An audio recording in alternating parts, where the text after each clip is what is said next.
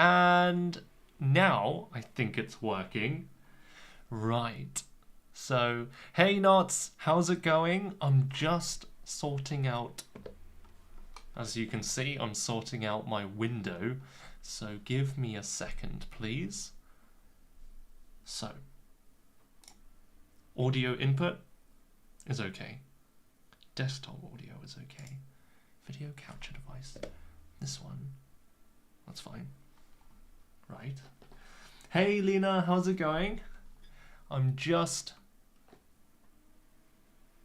What's going on? Okay, so this... I don't need this. There are too many windows open. This one I can hide. YouTube. Hey Chia, how's it going? Nice to see you. Thank you for always coming. I really do appreciate it. I'm just setting up everything because sometimes I have to test it after I've made everything live because I can't preview things offline. So, but hey Matcha, nice to see you. I do not recognize that name. Oh, Teacher Stephanie, good to see you. Your VPN is bad, Knots. Oh no, I guess what country are you connecting from? Okay, so let me just get everything ready. Vocabulary review is here, and then if I full screen it, yes, okay, so we can see that. Wonderful. Discussion questions. Today we're gonna do a lot of well, a lot of practice and a lot of review, and then later, hopefully, I can take some people on stage. So it will be nice to talk to some of you today. I'm looking forward to it. But first, let's have a look. Okay. Right. And then, how is everyone's weekend going? Oh, I just realized I need to move these things. Let's move this here. Too many windows. And then, there's a bigger screen so you can see it more easily. So that's better. Okay. Let's put this here. And then, scenes over here. Oh, this is such a mess. Lena, it's your first time joining here and this is a new thing. How can you share your screen like this? Good question, Lena. It's very complicated and I'll quickly show you how complicated it is. So, you see here, I've got like Hello Talk over here. I've got my main streaming software here, and then I've got the YouTube and the controls over here. So how do I do it? By making lots of mistakes and making people wait a long time, which is why I'm always thankful that all of you guys are so patient and wait for me. I'm sure there is a better way of doing this, but I don't know how. And I've tested a lot of things, so this is the best I can do. But yeah, the short answer is you need to live stream from HelloTalk from your PC, not a phone, because you need to share the materials and things like this. And then on this program I'm using, OBS, it's called, you can stream to other places and you can control your computer. It's very nice, but it takes some time to get used to.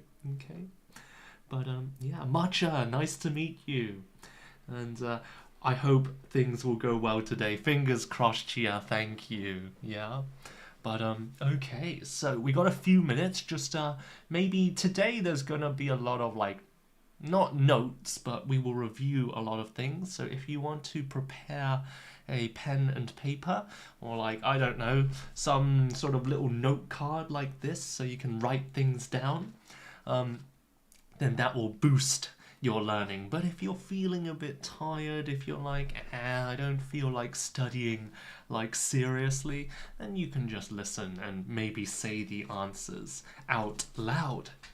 But for now, I think everything's working. Let me just move a few windows. So, actually, let's try something new. There we go. You can see the captions, but I don't know how accurate these captions are. Let me move them to the middle. Can you guys see the subtitles or the captions? I wonder, is it better to have no captions? Or do you actually like the subtitles? What do you think? Because if you don't like it, if you think, it's too big or it's distracting, then I can turn it off. But what do you guys? You like it, Elsa? That's good. I think sometimes it's good, especially if I'm speaking very quickly, right? But sometimes it's quite distracting because you're always looking at the words. So yeah, I'll keep it on for now. That was my timer. Sorry about that. You can tell I am always the type of person to scream when I'm watching a horror movie. I'm the type of person who always has like a pillow, and I'll always like look at the screen behind my pillow. Okay, so yeah, I prefer no captions, but let everyone decide. That's very sweet, Chia. Yeah, I think, let's see, we'll wait for people to come in. I'll ask one more time and then we'll begin the vocabulary review. Okay, what was it? Knots says, subs are not bad. It's a good thing for starting listening. That is, maybe for beginners, right? But yeah, maybe we'll do some captions and sometimes with no captions. But for now, I think let's wait 2 more minutes, and then we'll begin. So, I'm just going to check my audio. So, okay, I hope you guys heard that. That was the opening music for the game that we're going to do today. So, looking fresh, Daniel.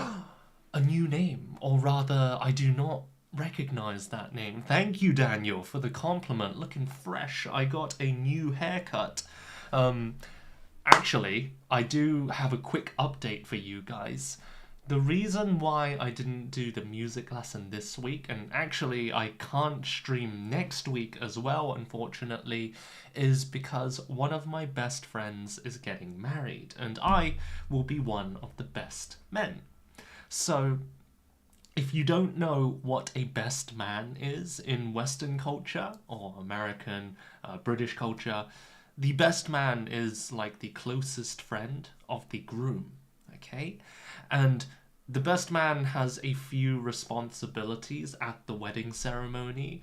So they will stand at the front, close to the groom and bride as they're getting married, and after, at the reception, the best man has to make a speech, like, my friend, I've known him for such a long time, it makes me so emotional to see him today, and blah blah blah, right? We just tell a story about this person, and we give a speech. So that's why I got the haircut, and that's why I can't actually do a live stream next week, because I will be preparing for the wedding, and this week I've been doing a lot of things, like I've been making a photo album. Let me show you guys.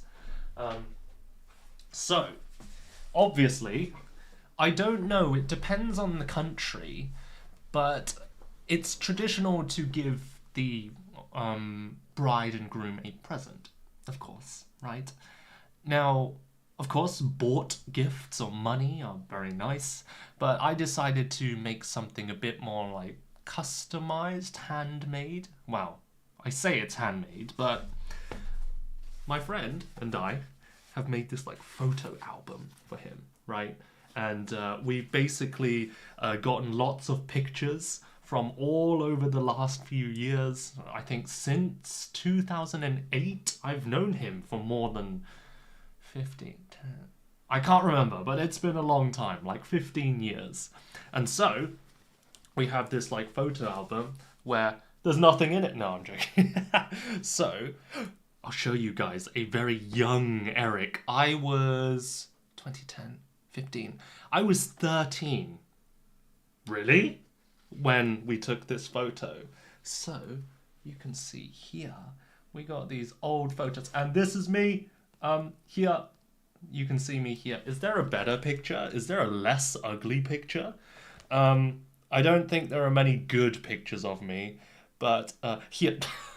This is stupid. Okay, can you see it? Here. So this is me. We were playing golf, and I don't know why I did that stupid pose, but anyway.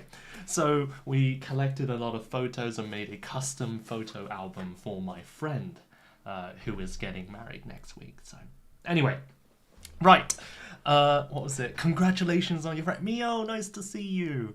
And so, yeah, that's why I can't stream next week, unfortunately. But after that, maybe I'll do a live stream on weddings, and I will show you some pictures from the wedding next week. But anyway, I've been talking long enough. People have started coming in. Sorry, let me just quickly read some of the comments. Let's see. So,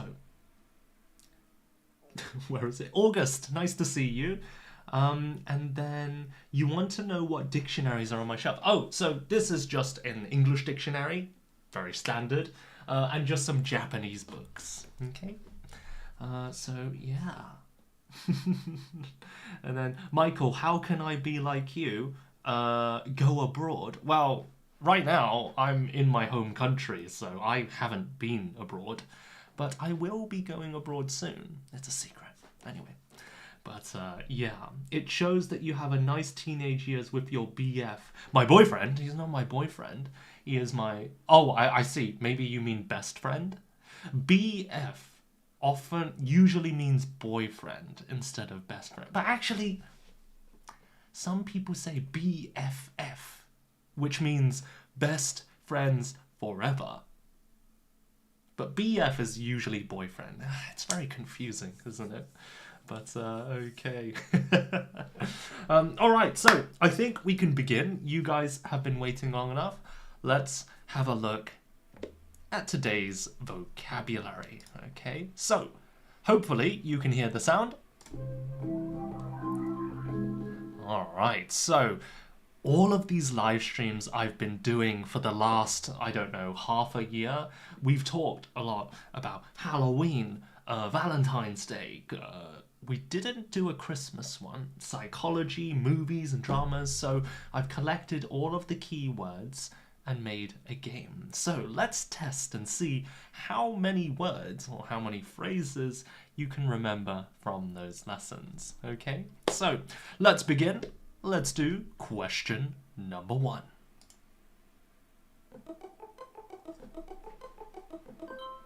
Okay. Ooh, this is a very difficult first question. What is the name of a fear of heights? If you have a phobia or you're scared of heights, what do we call this? We have lots of questions today, so I'm going to go very quickly. If you don't have time to write it, just say it out loud. Okay? 5, 4, 3, 2, 1. Let's have a look. Oops, wrong one. This is acrophobia. Very well done. Chia and, what was it, Eddie, nice to see you. August, oh, the usual people always studying very hard, very good. And Mio, very close. Aerophobia is a little different. As a bonus question, can anyone tell me what is aerophobia? What is the definition or meaning of aerophobia? Because they are quite similar, right? Acrophobia, high places. What is aerophobia? Very good. It is a fear of planes and flying. Very well done, Knots. Good job. And August, well done. Okay, thank you very much, but good answers. Thank you.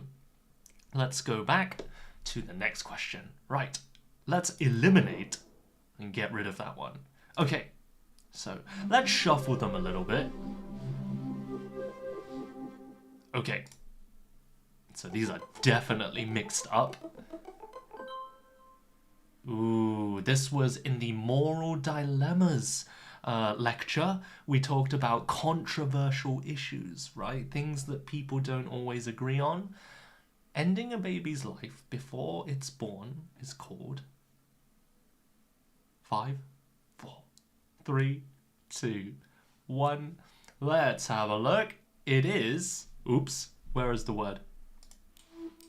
It is abortion. Very good. Well done. Good job, Knots. Yeah. And we have a few people. Lena, Michael, good job. Palui. Abortion. Yeah, that is usually maybe like taking a pill, or if it's later in the growth cycle, then you might have to use surgery to remove the baby. Yeah. Very controversial, but it's sometimes there's no choice, you know. But anyway, let's get rid of that one. Abortion, very good. And be careful with the pronunciation. Abortion. Abortion. Okay? All right. Let's look at the next one. There's a lot of questions. We won't do all of these, don't worry. Ooh. When talking about movies, what do we call the recording, of the voice of a character in a foreign language? Usually in animated series and movies, what do we call recording the voice of a character in a foreign language? Let's see. Very similar. Very good. 3, 2, 1. We have Mio, Chia, spot on. We have dubbing. This is... sorry. Yeah, dubbing. And subtitles are similar, but subtitles are the translated written words at the bottom of the screen. Dubbing is recording the voice. Okay, hi Jess. Well done, everyone. So, next one. Okay, let's go back.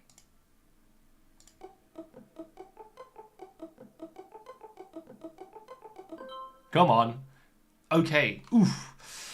If you remember the movies lecture again, another word for story that begins with P. It's a very short word, should be pretty easy. 5, 4, 3, 2, 1. Dang it! Sorry, I keep pressing the wrong button. It is a plot. Well done, yeah? Now, you can... What was it? When talking about stories, you can just say the story was very interesting, but plot is used in some phrases. For example, an unexpected event. You might say a plot. Or if there's a part of the story that doesn't make sense, a plot.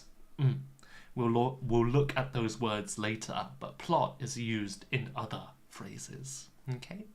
All right, so... let's look at the next one. Whoa. Why is it so quick? Okay. Ooh, this was further back when we talked about idioms a few months ago. What idiom means very rarely? Very rarely. Any ideas, guys? Do you remember? You gotta look back. Test your memory. Let's have a look. I'll give you a clue. It's related to nature, and it includes the word moon. 3, 2, 1. I can see some of you guys. Oh, August, Chia, Eddie, Mio. Once in a blue moon? It is. Indeed. Once in a blue moon. Okay, well done, guys. Good job. All right, so Michael, search a needle. Nice try. I've never heard of that one before. But the one I was thinking of was once in a blue moon. Good job. Okay. Why does it go slow, fast, slow, fast? I don't know. Anyway, oof. So the moral dilemmas one. Individual beliefs that are different for each person that are important to us. Yeah, for example, in some cultures, you know, marrying one person is important, but in other cultures... Sorry, that was a bad example, because individual beliefs for each person. So like honesty, kindness, what else? Yeah, honesty and kindness are examples of... I didn't explain it well. Values, okay? So it's the things that you think are important. Yeah, of course, you want to marry somebody or be in a relationship with somebody who has similar core values as you. Okay, it's very difficult to get along with people who don't have the same values. Okay, all right. Principles. Oh, that's a good word, Chia. Principles is very similar, actually. Well done. Okay, next one. Let's have a look.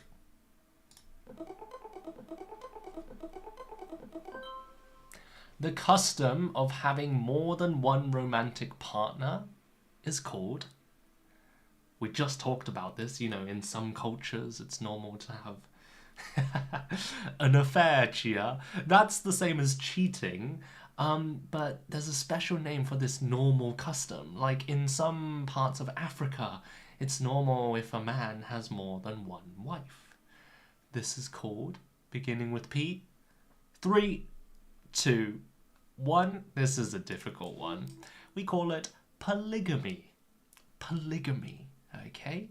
So when talking about romance and customs, this might be a useful word. Very well done, Jess. Polygamy, okay? All right, next one.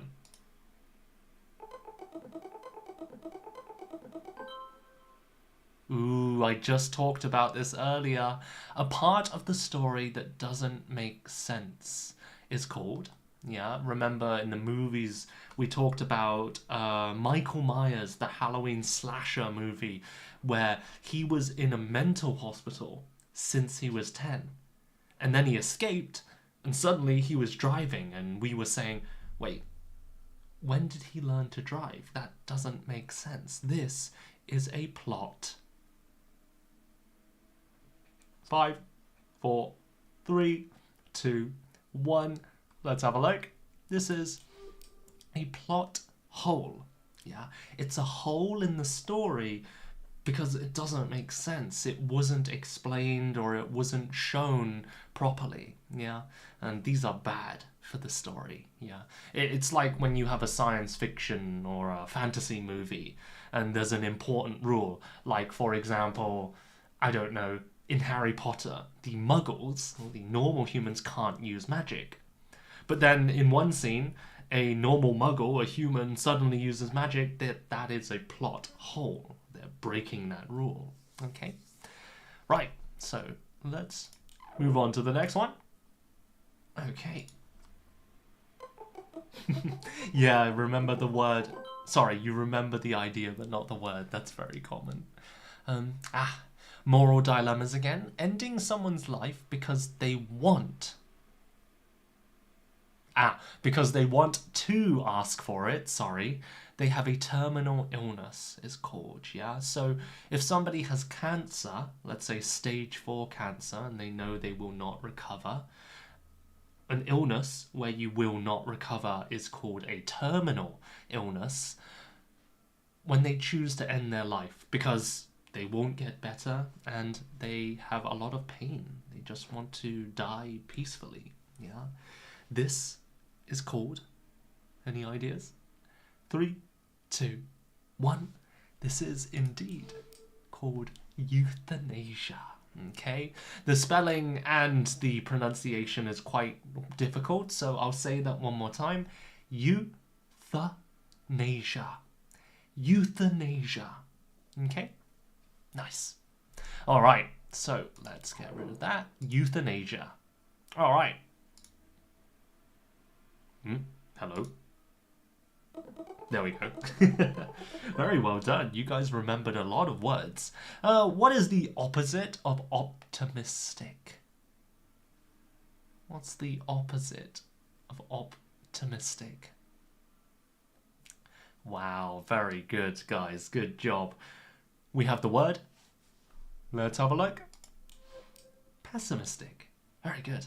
Can anyone, bonus question, tell me, what does pessimistic mean? What does pessimistic mean? Very well done, Mio. Good. What does pessimistic mean? If you are pessimistic, you... What? Give you a few seconds because you might have to write a sentence. Very good. Simply put, it's negative thinking, seeing things from the negative side. But bonus question, because this is important, are we talking about the past, the present, or the future? When we think negatively, are we thinking about the past, present, or future? Jess is closer. So it's actually regarding the future or now. Yeah. If somebody just is always negative about the past, we wouldn't say they're pessimistic. Okay? Pessimistic is thinking negatively about future events like, oh, I'm not going to pass the exam. I know I studied a lot, but I'm not good at exams. Something in the future. But if you think, oh, I definitely failed that exam, we probably wouldn't say pessimistic so often. So usually the future. Okay? And that's the same with optimistic. All right. So let's move on. Thank you very much. Okay. So let's do a few more. So many questions. What idiom do we use when we are very close to remembering something but can't? Okay, so I'll give you an example. Let's say I studied a word yesterday and I think, Oh, you know, my friend is always very... Huh? What's the word? We just talked about this. They think, like, negatively about the future. Oh, the word is... We would say the word is... Sorry, I look very weird. That's a hint. Yeah? I'm not just a freak. I'm not trying to, like, be weird. I'm giving you a hint. Very good. Be careful. Here. Not here. I almost dribbled. So the position is important. So let's have a look. It is on the tip of my tongue. Here. Okay? Not...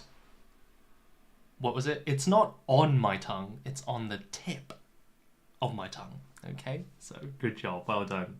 So, yeah, that one's a difficult one. But it's a very useful phrase. I use this all the time. Oh, what's the word? It's on the tip of my tongue.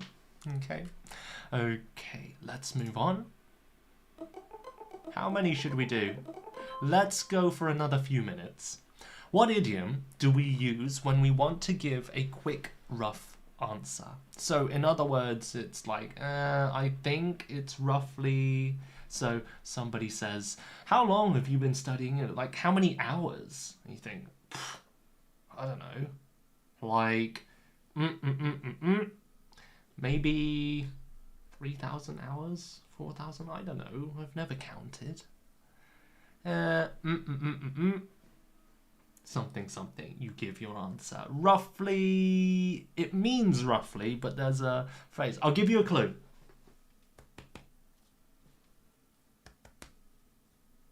It's similar to on the tip of my tongue. I don't want to hit my head. Ow, my head hurts. Okay. Are we ready? Oh, you guys are so close. I see Sandra is very close. Lena is also very close. I'll give you the answer. 3, 2, 1. It's off the top of my head. Off the top of my head. Okay, so if you imagine on the tip of my tongue, off the top of my head, these are opposites. Okay, on, off. Yeah? But off the top of my head, maybe 2,000 hours. Off the top of my head, this cost about, what, £1,000? I don't know. Yeah? So off the top of my head. All right, good stuff, guys. Well done. Let's get rid of that one. And let's go to the next one. All right, what idiom means something that looks bad at first, but later has a good result? Okay? It means something bad, but later has a good result. Yeah, for example, I don't know, I was planning to go to Japan, but I couldn't find a job in the end, so I had to stay here. But actually, because of that, I met my future wife. Yeah, now we're engaged. Yeah, if I didn't have my job cancelled, then I wouldn't have met my wife. It was 5, 4, 3, 2, 1. August, you're so close. Flip that around. Disguise in blessing. Other way around. Well done. I'll give you the point, August. You were close enough. It is a blessing in disguise. Disguise meaning costume that you use to hide your identity, your real identity. Okay, August, you are so close. Well done. A blessing in disguise. Well done. Yeah. If you can use this very high level phrase, good job. Okay, and let's do a few more.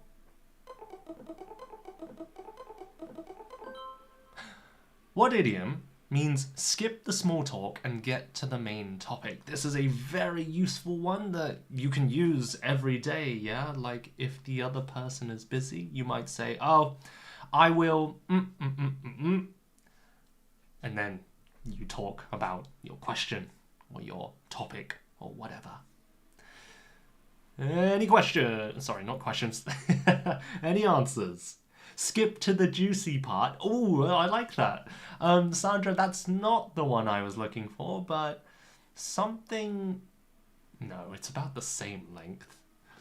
Beat around the bush. Oh, Chia, you got the opposite one. Nice try. Beat around the bush means to avoid the main topic.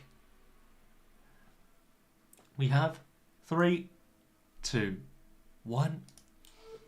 It is gut to the chase. Oh, very close. Mio, you were halfway there, yeah? We just say cut to the chase, okay? But nice, well done, okay? Cut to the chase is a very useful phrase. And beat around the bush is the opposite, yeah? Don't beat around the bush, just cut to the chase. What do you want? Or something like that. Okay, right. Okay, let's do this one. What is the name of a fear of small spaces? Yeah, imagine you don't like elevators. You don't like packed trains. You don't like busy places. Yeah, what is the name of a fear of small spaces? This is a difficult one to spell and say, so I'll be impressed if anyone... 3, 2, 1. Very good. Chia, well done with the spelling as well. It is claustrophobia. Well done. Eddie, you were so close. You got the first part. Claustrophobia. Okay? Be careful with the spelling. All right. Let's move on to a few more. Let's do 3 more. Last 3.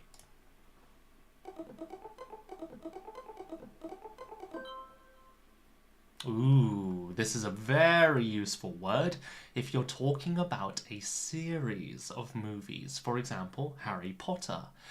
A story that happens after the original or maybe the previous movie, the last movie, is called... Hi, Safia, nice to see you. Yeah, a story that happens after the original or... Okay. 3, 2, 1. Oh, I have a lot of good words. Epilogue, prologue, August remembers pre. It's actually... Sorry, we have the word. Sequel. Very good. Well done, Sandra. Yeah. So sequel, C meaning after, pre means before. So a prequel would be the one before the original. Okay. Can I think of a good example? What is a good prequel? I think in Star Wars, the first 3 movies are in order, and then I think I'm not a big fan of Star Wars, so I can't remember exactly, but I think the 4th movie happens before the first movie. So number 4 is a prequel, I think. Okay? But some Star Wars fans can tell you which one is the prequel and sequel. Okay? Mio, very well done. Spin-off is a good word. Close. A spin-off is a movie that happens in the same universe. Yeah? For example, does anyone know the movie series for the spin-off of Harry Potter? There was another movie series that happened in the same world. It was actually a prequel to Harry Potter. Does anyone know? The main actor is quite handsome. His name is Eddie Redmayne. That's the actor's name. Does anyone know? Oh, that's a good example, Chia. The Hobbit is the prequel of The Lord of the Rings. I think that's right. Yeah, very true. Good job. Well done. The movie I was thinking of was Fantastic Beasts and Where to Find Them. That was the prequel and spin-off of Harry Potter. Okay? All right. Great. Let's move on. Let's do 2 more. What idiom means to avoid a main topic? We just talked about this. It should be easy peasy. 5, 4, 3, 2, 1. Very well done. We have beat around the bush. Yeah, imagine the bush is the main topic. If you beat around it, you avoid it. Okay, beat around the bush. Do not beat around the bush when your boss is busy. Yeah, no time. Don't beat around the bush. Well done, Mio. Good job. Okay, so let's do one last one. Let's go back. So,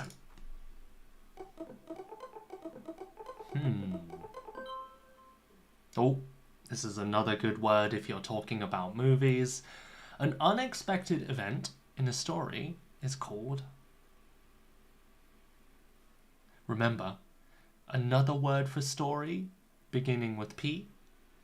P. Something. 2 words. P. Something. 3, 2, 1.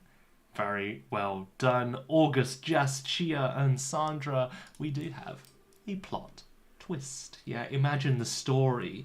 If you imagine the story as a straight line, you twist it. Yeah, you're changing the direction, or you're doing something unexpected. That is a plot twist. Okay? Very good. Every good story needs a plot twist. Yeah, maybe a character dies, or, you know, the main villain is the main character's brother, or like some crazy twist. Yeah, so this is a very good word. Okay, let's leave it there, because we have so many questions, but what I will do is, you, my beautiful students, you are going to do this for homework, okay? So what I'm going to do, actually, let me change it quickly. Let's go over to anagram. And let's change it to, I don't know, something that looks like homework. Okay, right.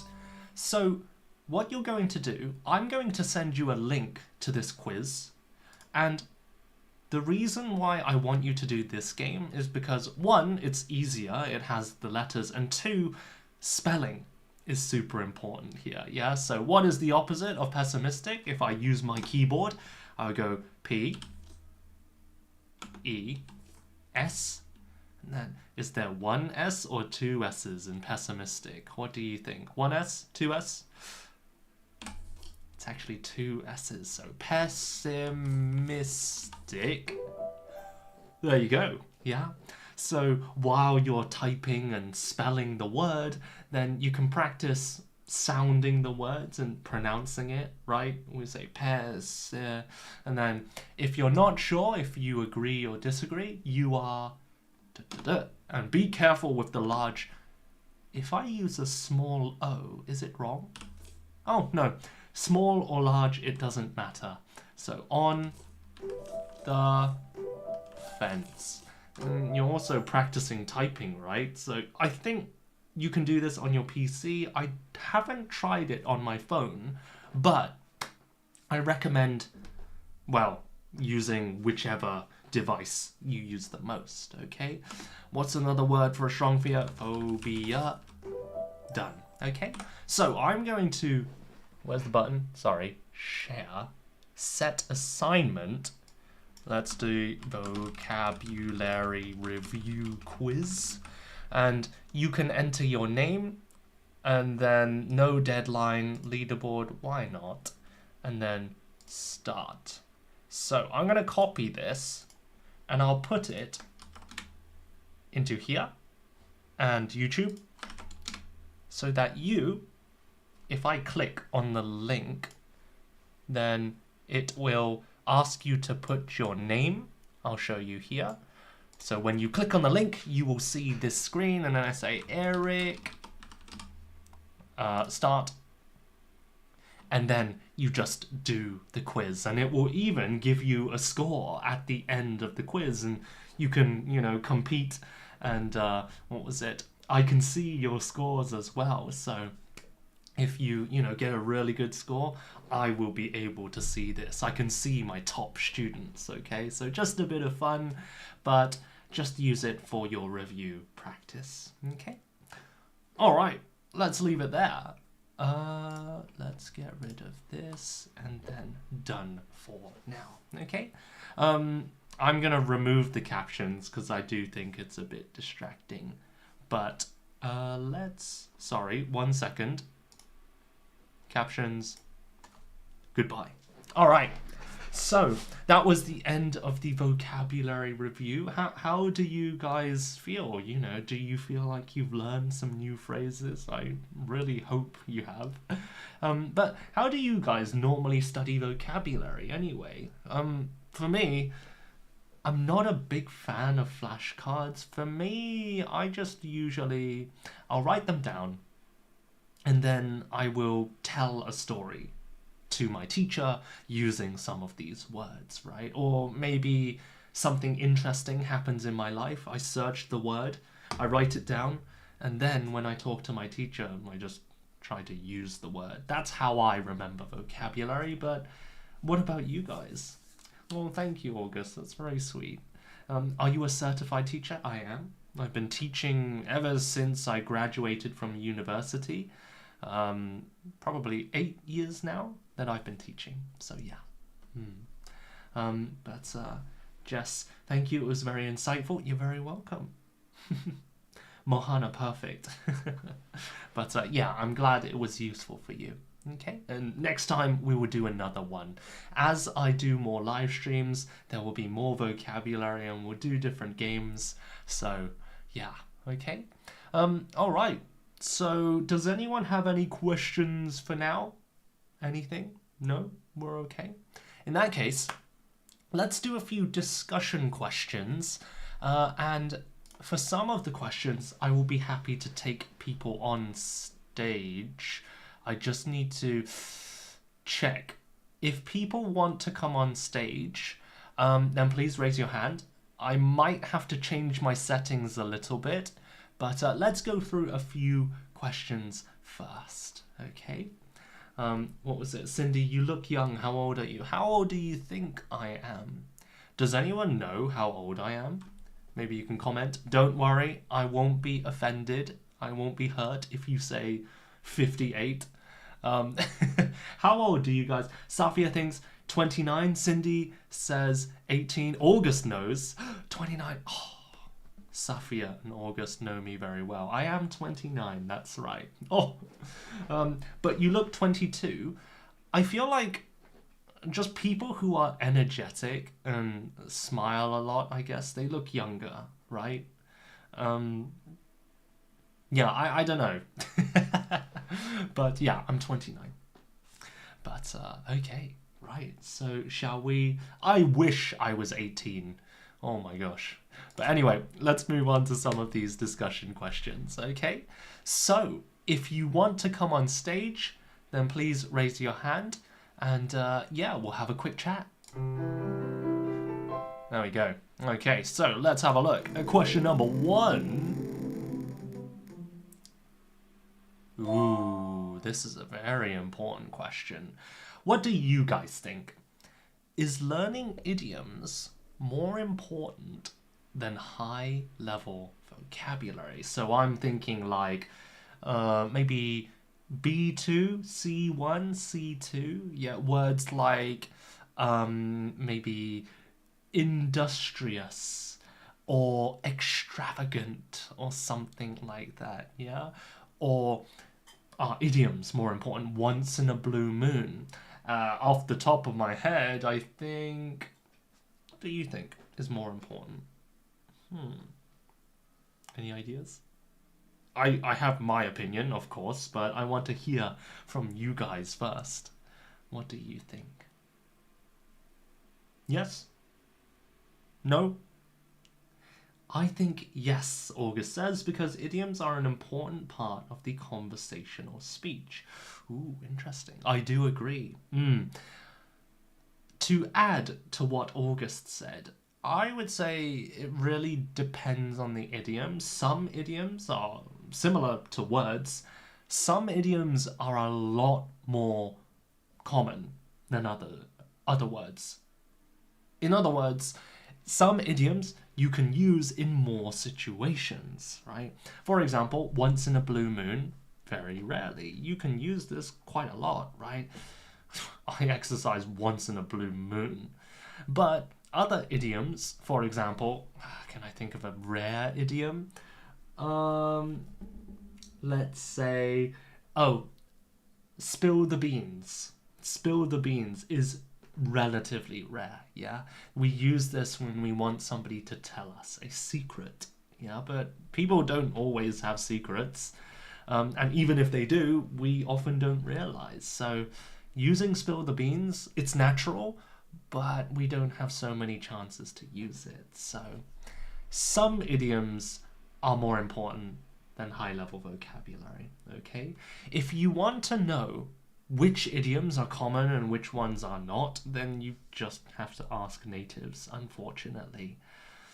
Dictionaries cannot tell you how common something is because words change, words evolve, and slang and phrases, they become popular and then they become outdated, yeah? So it's very hard to keep a record in a dictionary. So you just have to ask the natives, okay? Chia, it depends on the occasion. If you're a person who works in a scientific or educational area, you need more high-level vocabulary. That's a very good point, Chia. Yeah, if you're working as a researcher, scientist, it's worth learning high-level vocabulary for your work or your hobby or something like that. For example, for me, I don't know many words or idioms related to politics, but I know more about education and teaching and language because that's what I do and that's what I talk about. Okay? So, good points. Very good. All right, so let's move on to the next question. Ooh. All right. Ooh, this is more of a general conversational question. Generally, are you quite strict on yourself? Why or why not? Are you guys strict on yourself? Because before, I wasn't. I wasn't so strict on myself. I had very low standards. But now, especially when I'm teaching one-on-one, like this week I had the wonderful chance to teach some of you guys on Hello Talk. You might have seen my Moments post. But for me, giving a good lesson, first impressions and things like that, my lessons must be good. They must be high quality. It's very important for me. So in this situation, I'm very strict with myself. But generally, like with exercise and things like that, my health, I'm not so strict, but I should be. What about you guys? Are you quite strict with yourself? Maybe it depends on the situation. Chia, I'm quite lax, I think, really. I think some people get very strict or angry at themselves if they don't study. Or like, even on the weekends, they feel like, oh, I need to do something practical, something useful. I can't just sleep until 10 a.m. I've got to get up and do something, right? Do you ever feel like this? Because I do. Even when I should be resting and, trying to relax, I'm often thinking about work. I think about these live streams and how I can make it better. So in this way, I think I'm quite strict with myself. But it's hard to just turn off your brain sometimes, right? Joseph says he does, yeah. It's just difficult. And that's why sometimes you just need to go outside, meet a friend, or go shopping, because then you can distract yourself from these, things like work and studying and things like that. Yeah. Safia, yes, I do, especially when it comes to studying. Yeah, definitely. It's not easy. I mean, it's good to be strict with yourself because you push yourself to study, and some of my best students and some of the people who learn the quickest are strict with themselves. But it's a double-edged sword. It's good and bad because sometimes it affects your mental health. So let's try and balance it together, okay? But all right, let's go back to the questions. All right. Which question? This is a very difficult situation. Why are group conversations so difficult? Guys, have you ever taken part in a group conversation in English? Because from my experience, group conversations are some of the most difficult things to get used to. And one reason is because we don't often have group conversations. Two, it's because you have, how do I say it? It depends on the relationship between the other two people. But for example, when I was in Japan, I was working at a Japanese middle school. And I went out on the weekend with two co-workers who were friends.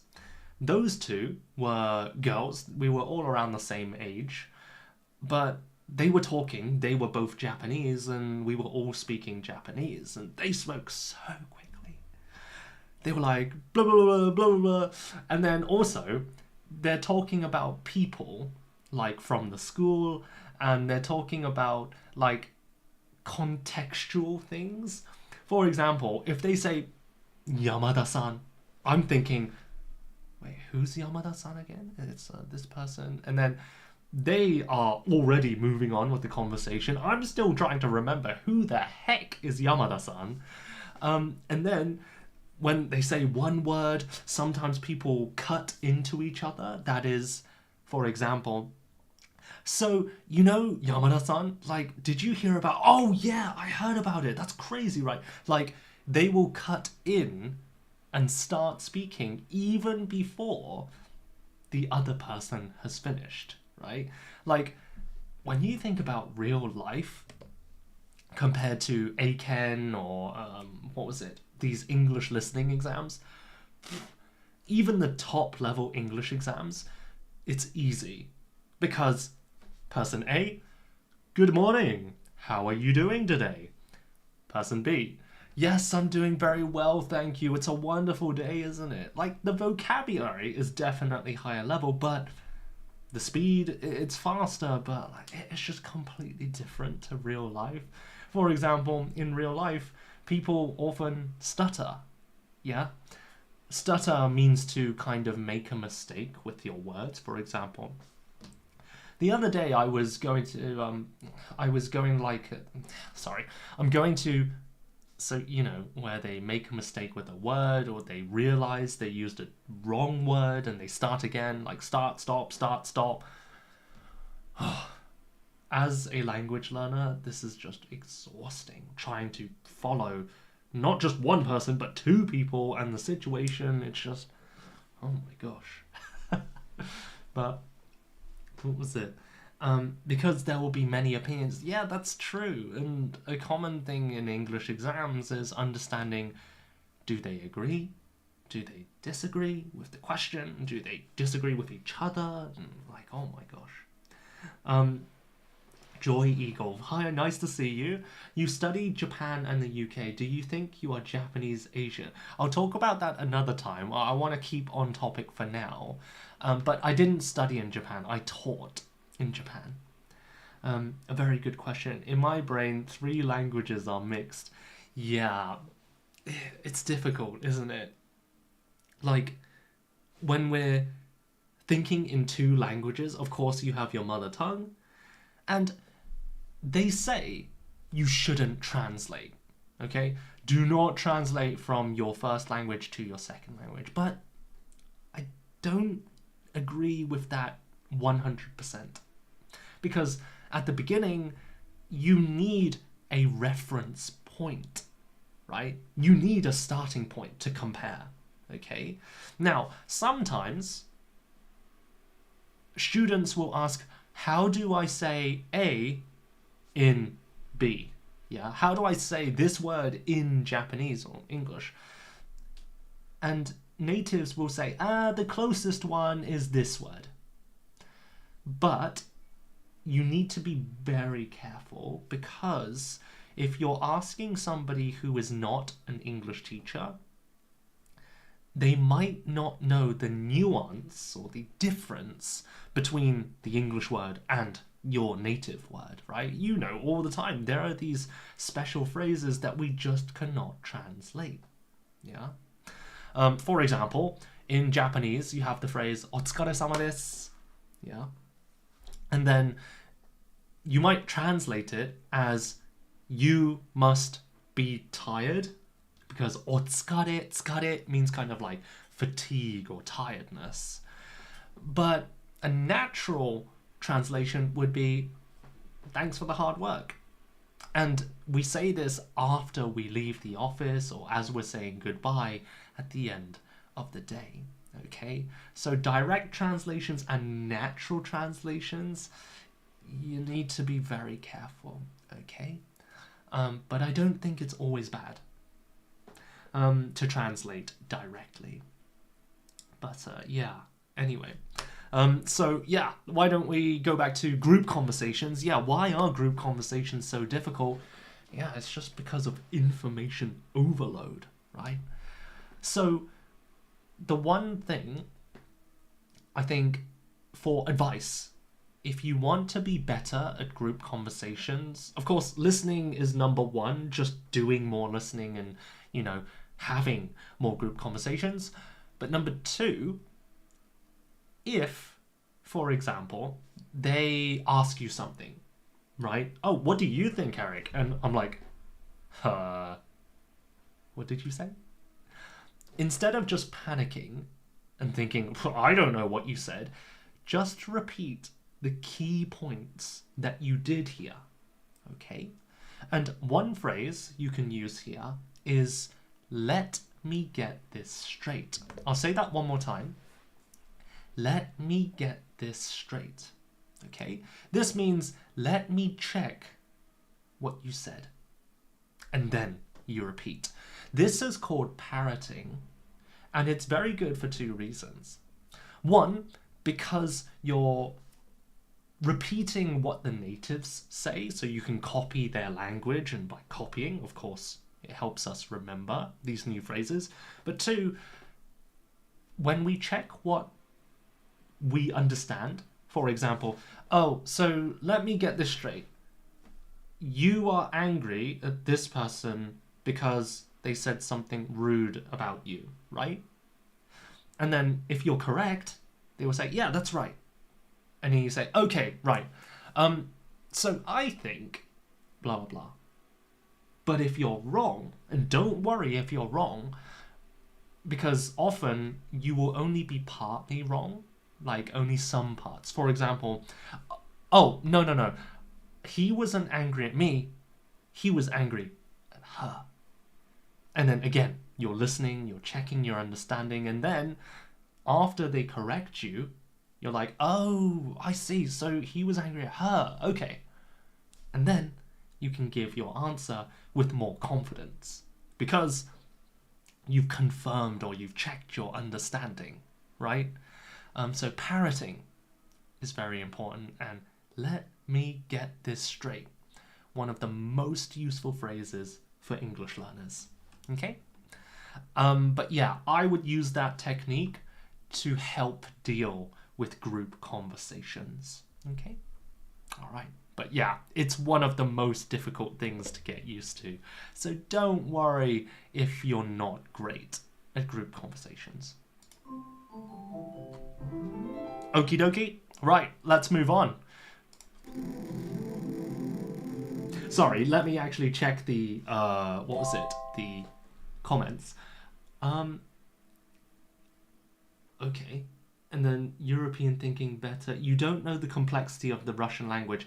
Yeah, I do not want to know because just thinking about learning another language when my Japanese isn't even that good.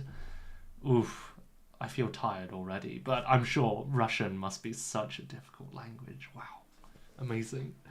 Okay. Anyway, let's go back. Oh, we did this question, sorry.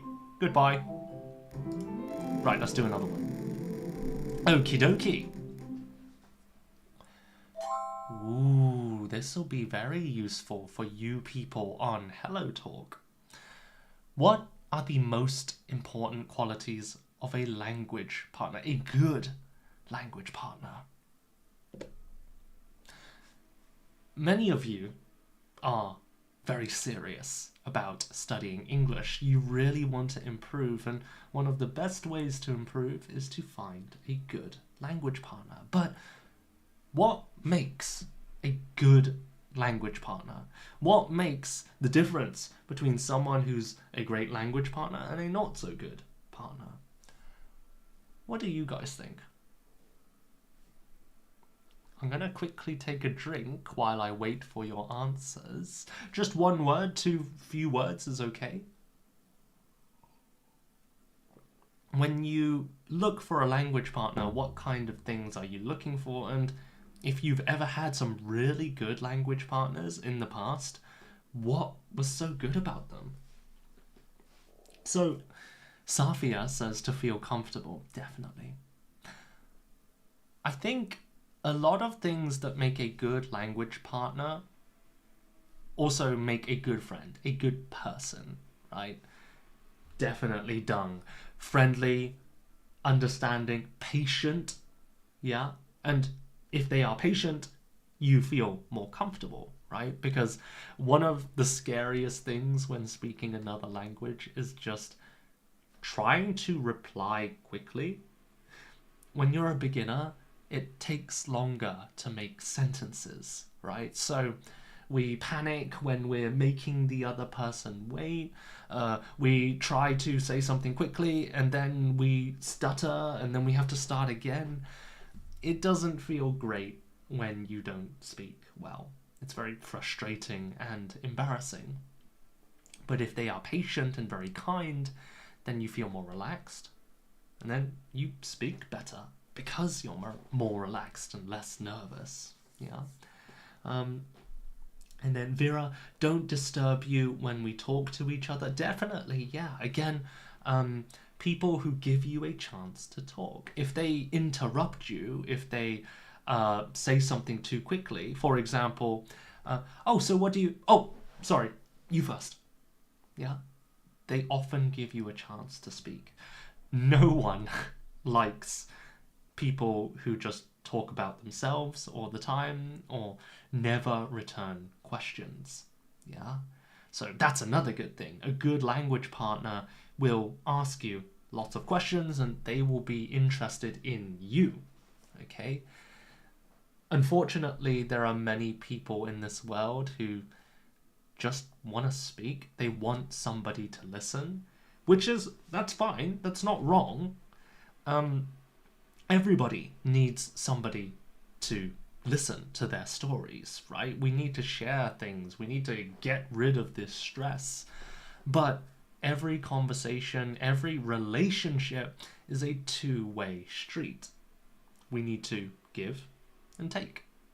If you remember the Valentine's live stream I did before, we talked about love languages and words, right?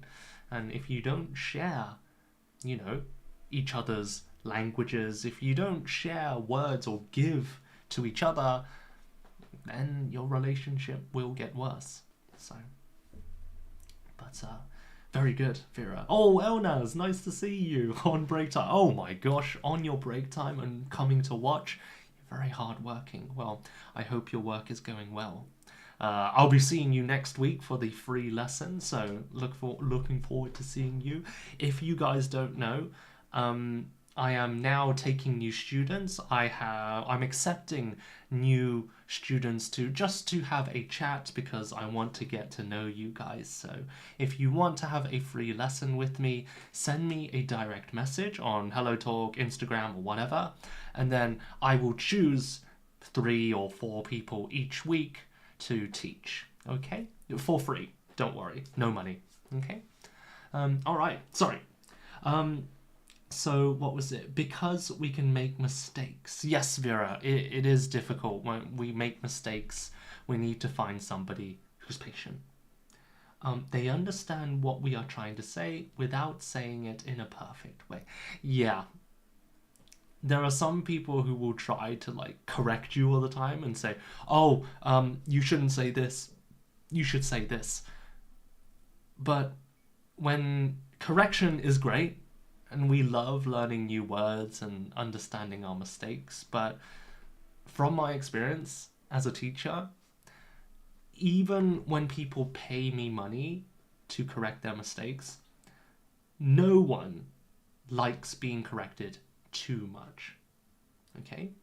So if you're interested in teaching, or rather you want to help people learn languages, okay, even if you're not a professional, my piece of advice, my teaching advice, would be pick 2 or 3 of the biggest mistakes they make and tell them about it. Yeah? You might say, oh, be careful. If you say this, it actually means this. Like some embarrassing mistake or something that could cause a big misunderstanding. But anything more than 2 or 3, then you're interrupting the flow of the conversation, right? Yes, improving, correcting mistakes is super important, but do you know what's just as important, the same level of importance? It's just enjoying the conversation, right? Because if you don't enjoy the conversation, then studying becomes difficult. But on the flip side, if you do enjoy the lesson, time flies. But you're learning at the same time, you're speaking, you're listening, and then you can just learn so much. Because the biggest reason why so many people just don't get to a high English level, it's not because they don't work hard. It's not because they're stupid or slow. It's just because they haven't found a method or a person that they love speaking to or doing. Because when you do find that perfect language partner that you love speaking to 1 hour, 2 hours every week, then naturally you're gonna improve a lot because you're doing so much output. So, in my opinion, searching for a good language partner, somebody who you get along with, maybe similar age, similar hobbies, just a friend, then that is one of the biggest things you can do to skyrocket, to boost your English level, okay? But again, you don't want a selfish language partner who always just does all of the talking, okay? But yeah, anyway, so just a few questions. Oh, sorry, I've been receiving gifts, thank you. If you're new here, don't worry about gifts. Just save your money or your coins for yourself. I don't, it's okay. Thank you. I really appreciate it though. But I'm old and I don't know what to do with these coins and gifts. It's like, I'm like, huh? Oh, flashing lights. I get so confused. Literally, this app, HelloTalk, I just use it for watching live streams and doing live streams. That is it. Okay, so, yeah. So let's have a look at the comments. Vera, yeah, but I don't mean when I make mistakes. She or he shouldn't make me correct. Oh, I mean she does not disturb during talking. Right, so are you saying you don't want your language partner to make you correct them? Like, oh, please correct my mistakes. Oh, is this wrong? And things like that. Is that what you mean?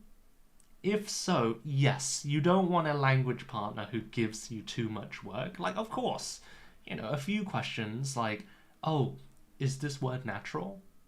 But if they keep asking you like 5, 6 questions during the conversation, then yeah, it's difficult. Safia, I like my language partner to speak and make me talk. Unfortunately, most of the people only say yes, no, or they don't speak at all. Yeah, that's another problem, isn't it? Finding a person who's the right level for you.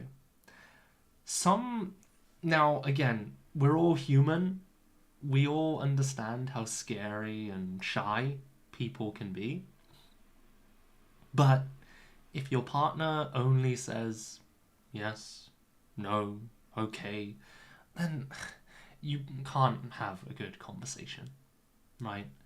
And I've met people on conversation exchange, like language exchange websites, where they say, oh, I really love British culture, or like, I want to learn English, blah, blah, blah. And then when I video call them, I ask them, so what do you like about British culture? And they say, yeah, I like London, it's cool. I'm like, oh, is that it?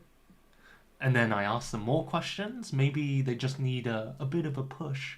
And I say, oh, so what do you think about British food? Like, lots of people don't like it. It's pretty bad, right? And they might say, no, I think it was okay. Now, this could just be because they're shy, or because they're just panicking on the inside and they don't know what to say, and that's okay. But at the same time, if you don't say anything, then there's nothing to do. There's nothing to talk about, okay? So, yeah, just do your best, even if it's broken English. Like, oh, London I went to, very nice. And, famous place, like, clock tower. Oh, you mean Big Ben? I don't care if your English is broken. It's not a lesson. And even if it is a lesson, I would just be like, oh, really cool. Yeah, I would try to connect. And then we can fix the mistakes later. Broken English is better than no English, right? So, yeah, just go for it. You know, Nike, just do it. Anyway. So, August, yes, exactly. But I know it's scary. It is really tough. So, you're a kind man. I pretend to be kind. No. Sometimes I'm kind. When was the last time I was unkind? I can't remember, but I am unkind sometimes. Sometimes I'm in a bad mood. And, I remember. What was it? Some children, children are not bad. This is not their fault. It's just that I was tired. But, I was teaching a child, the microphone wasn't working, and in the background, on their side, there was a crying baby, so I couldn't hear them clearly. And then, so I was saying, oh, sorry, could you repeat that? And then the child had to repeat it many times, but you know, children get frustrated very easily.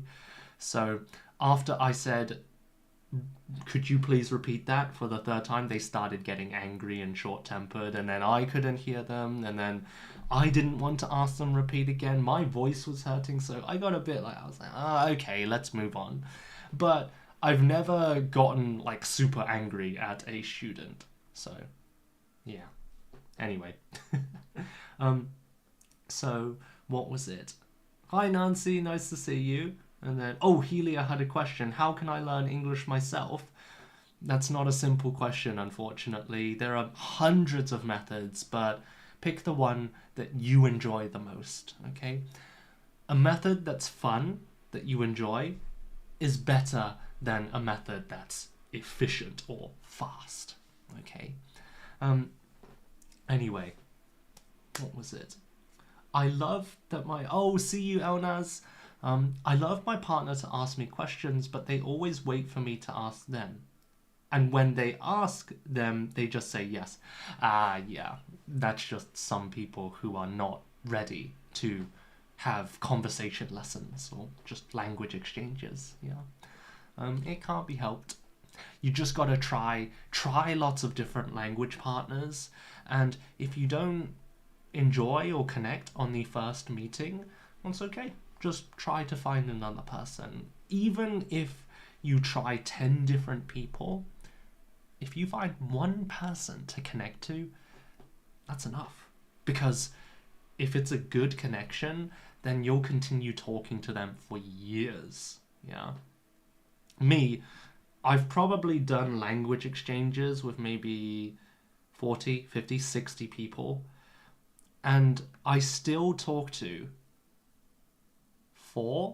3 or 4. But that means every week I speak 1 hour to 3 or 4 people. So that's 5 hours of speaking practice that I can do. Well, half, because we split English-Japanese. But if you can find even one language partner out of 20, that's a win. So, what was it? Yes, I encouraged my wife to stay. Oh, Jason, nice to see you. What was it? I encouraged my wife to study with me finally. Oh, that's nice. That's good. And then, if you're looking for a language partner, I'm here. There you go. I just remembered, guys. Big announcement. I completely forgot to tell you guys. Sorry, give me a second. Let me think about this. Tomorrow, at what time is it going to be? I will post on my moments after this live stream, but I know it's very difficult to meet good people or good language partners on this app these days. So what I'm going to do every week, and I've been preparing this week, but I'm going to organize a group call. This will be on Microsoft Teams, not Zoom, because Zoom has a 40-minute time limit. It's going to be an English-speaking event, similar to speed dating. Okay, don't worry, I say dating, but it's not romantic. I say speed dating because speed dating is an event where many people come together and there's like tables, like 1, 1, 1, 1. What if I show you my screen? It's easier to explain. Okay, so speed dating setup layout. I don't know. So here we go. Okay. So you have open link in new tab. Dang it, that's not the right one. I wanted to open the picture. Here we go. So basically, there are tables. Of course, it's online, so these will be breakout rooms, but you have a very short time just to talk to a partner, okay? So literally, it's so quick. It's like 5 minutes, 10 minutes or something.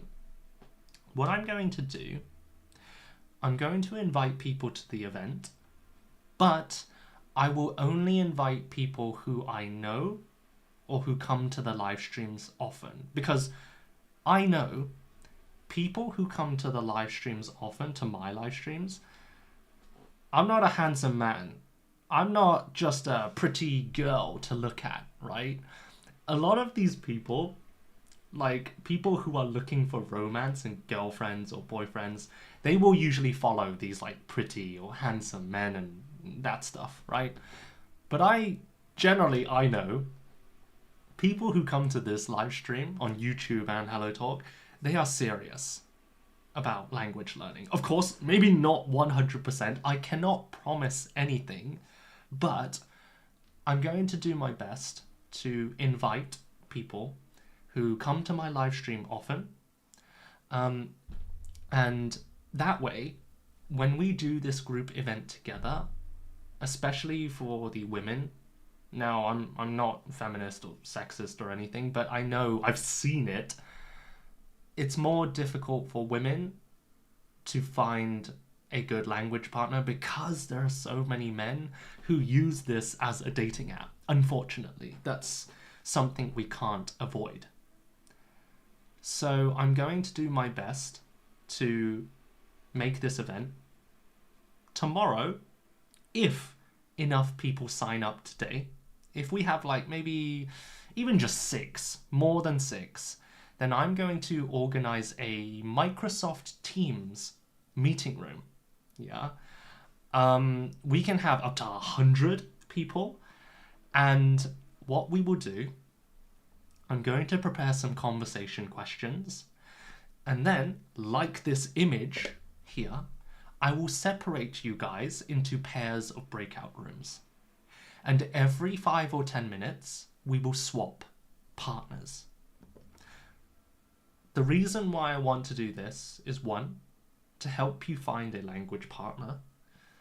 2, to give you a chance to speak in a relatively safe environment. Again, I don't have the time to like interview everyone and check their background history, right? That would be crazy. But of course, if we do these group events and then many people complain about one person, then I can talk to that person and say, hey, something's going on here. Is everything okay? Why are you doing this? And then if they're a really bad person, I can kick them out. I can block them and they can't join these events again. Okay, so hopefully, fingers crossed, you guys can join. But yeah, on my moments, on my YouTube posts, I'll send you guys how should I do this? Should I just... No, I don't want to send a meeting link to just anyone because then anyone can join, right? So after this lesson, after this live stream, if you're interested tomorrow at 12... No, sorry, I'm busy at 12. If you're interested, it will probably be around 10 a.m. UK time. Okay? 10 a.m. UK time. We'll do a 1-hour session for the first go. This is just a test run. If you're interested, send me a direct message on HelloTalk or Instagram if you are on YouTube. And then I can try to I will send you the meeting link for tomorrow, okay? And we'll do a lot of fun questions. First time, we'll just introduce ourselves to each other. And then we'll jump into some fun questions like, you know, have you ever wanted a pet? What's your favorite song? We'll just do some basic questions to get to know each other.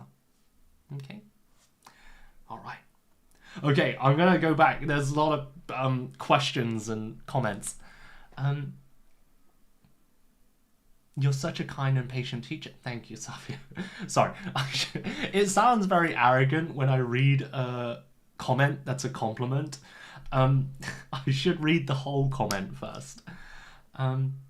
So, August. Yulia, nice to see you, Yulia. You're late. Yeah, you're late, Yulia. Oh my gosh, how dare you? Stand outside the classroom. No, I would do that as a joke. By the way, in your cultures, what is the punishment for being late? Like, do they make you stand outside? Or do they just shout at you? Hopefully you have some nice teachers, but I'm using ChatGPT to practice. Wow, interesting. Yeah, Jason, definitely send me a message if you want to join the group chat tomorrow. What was it? My respected Eric, I have a problem about can, would, may, could. Unfortunately, that's a grammar lesson, and I don't want to, you know, give a long 30-minute lesson right now. Just a quick answer. Again, very quick. Can, present, could, past, would, hypothetical situations, like if I had £1 million, I would. And then may is like a polite way of saying might. Okay, that's a quick one. You speak very clear and at a normal speed. I understand you very well. I'm glad to hear that. But actually, maybe I should try speaking very quickly. Like, do you guys want to hear me speak at my native speed? Okay, let's do it for 5 minutes. I'm going to speak at my native speed like you are a native speaker. I'm going to pretend for 5 minutes. Let's see how much you can hear. Okay, I'll turn on the captions.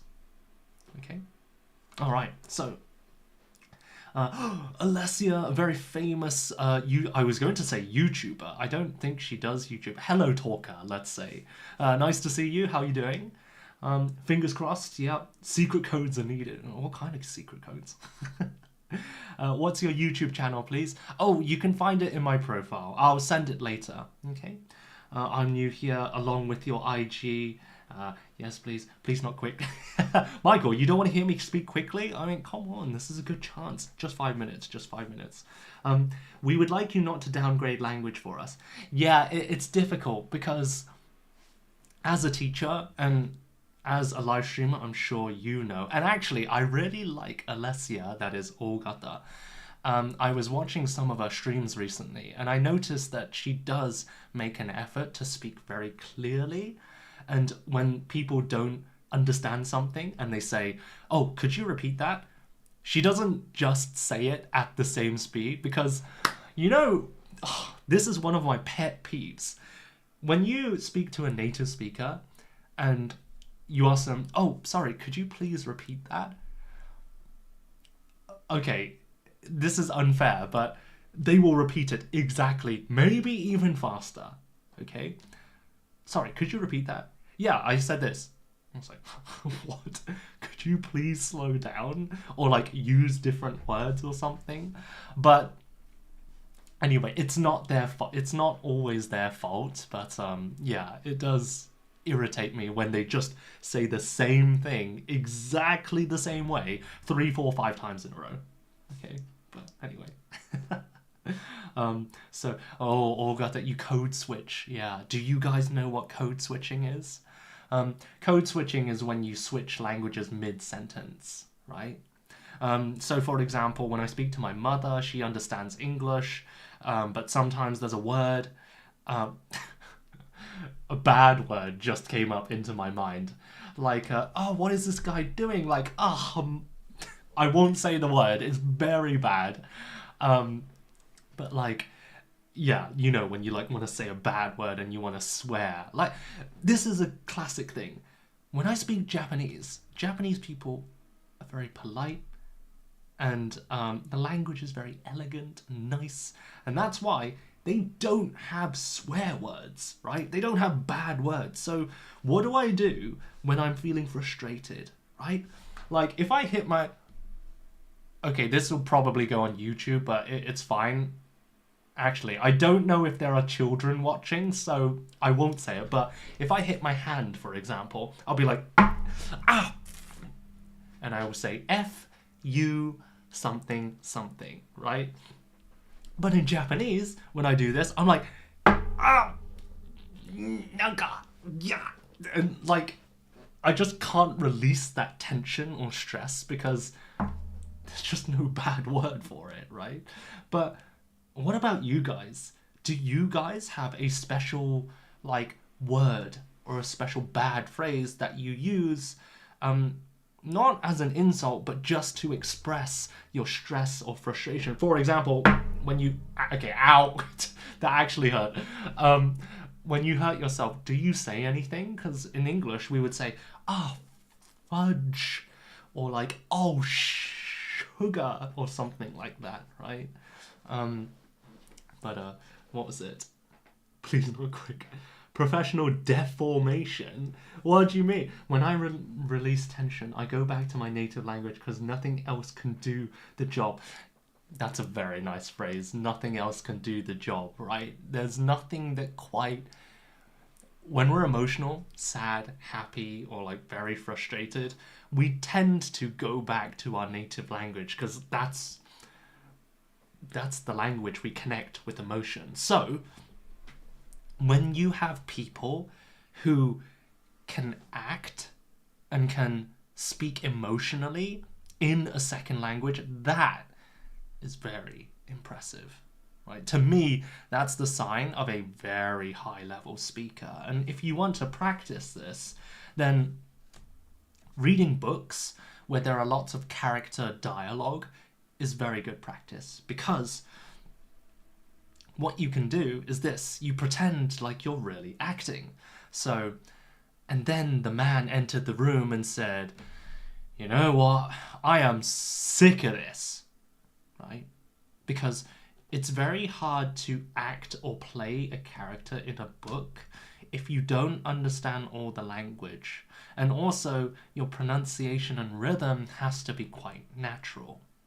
if you want to be a really good, like, not just an English speaker, but somebody who can get people's attention, like a charismatic or a person who can just, you know, get attention. Sorry, I didn't explain that well. But TED speakers will speak in this way. You know, different rhythm, different tone of voice, slow down, speed up, and yeah, all of that stuff. So, very good stuff. Anyway,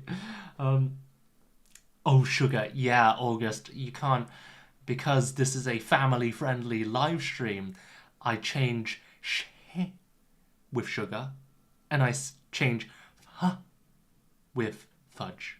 Yeah, and it's not quite the same. It's like 50%. Some stress is still left inside, but it's better than nothing. I remember when I play video games, I swear, I say bad words a lot. And when I was in university, I went to this English language event, but it was organized by a church. And of course, at a church, God, holy, they are very good and they don't say bad words, right? So I had to change my language. I'm like a chameleon, right? I change my personality to match the people I'm with. Sometimes, not all the times, okay? Like, I'm not just a fake person. But I try to be polite. I try to speak differently compared to when I speak with my brother, who I might just say like, oh, fudge you, or something, right? As a joke. But when I'm with them, I might say like, oh, that's a shame, isn't it? And I'll have to change the way I speak, right? So, same here, Nada. Interesting. Fury, what software? I'm using OBS. Okay. By the way, are the captions okay? Fudge, what is that? Fudge is just another way of saying the F-U-C-K word. Okay? On the subtitles, you can see it. Get rid of the word, quick. Anyway. You should be... Did your teacher teach you the phonetic symbols when you were in primary school? Ooh, that's a good question, Michael. No. Native speakers do not learn the phonetic alphabet. Well, actually, maybe nowadays they do. But when I was younger, I don't think I remember learning the phonetic alphabet. Or maybe I did. I can't remember. My memory is terrible. Heck, I don't even remember what I had for dinner last night. Was it fish? No, it was chicken and rice. I just remember. I was getting worried there. I was like, wait, really? Do I not remember dinner last night? Well, you see, my brain doesn't work sometimes. Especially because in the mornings on, like today, usually, I wake up at 7, Japanese language exchange, 2 hours. Another Japanese language exchange, 2 hours. I have a Japanese lesson, 1 hour, 30-minute break, and then I do these live streams. So when it gets to the second or third hour, that's when my brain starts, like, my mind goes blank, and I can't even speak English well. So that's why you see this. I see a lot of laughing in the chat. Guys, stop laughing at me. Oh my gosh. Anyway. So, cool. But yeah, there we go. Anyway, let's move on to another question. Speed dating. Oh, by the way, guys, do you ever, or have you ever had a speed dating event in your culture? In the UK, we do have it. Actually, no, it's quite old-fashioned nowadays. Nowadays, it's just Tinder, Grindr, Bumble, these apps. But I know in Japan, they still do a dating event called Gorkon, which is like, you organize through friends, you gather 3 boys, 3 girls, and you go to like a restaurant or a karaoke place, and you get to know each other. You just talk 3-3, yeah? So it's like a group I don't want to say it's date because they're not a couple. This is before you become a couple. But it's to find new partners. So, group, romantic meeting. That sounds so weird. But anyway. What was it? So, oh my god, you are still young. New haircut. I did get a new haircut, Peter. By the way, Eric, nice new hairstyle. Oh, so many comments about my hair. Oh, thank you very much. Do I look good? Oh, that was too much. Anyway. I was wondering, how much does it normally cost to get a haircut in the UK? That's a good question. It normally takes... Sorry, it normally costs... I want to say like £10. But I actually get my haircuts for free because my barber is my childhood friend. And my childhood friend always, when we were children, used to come to my house. My mother would cook food for him. And we would just like, you know, play games together. He would always come to my house and eat dinner. So when he became a barber, he said, "You are never going to give me money. You took care of me for such a long time. I will never accept money from you." So that was the deal, which is very kind of him. So I'm very lucky. Because my mum was the one cooking food. I didn't do anything. I was just his friend. So, what was it? Sorry, going back up.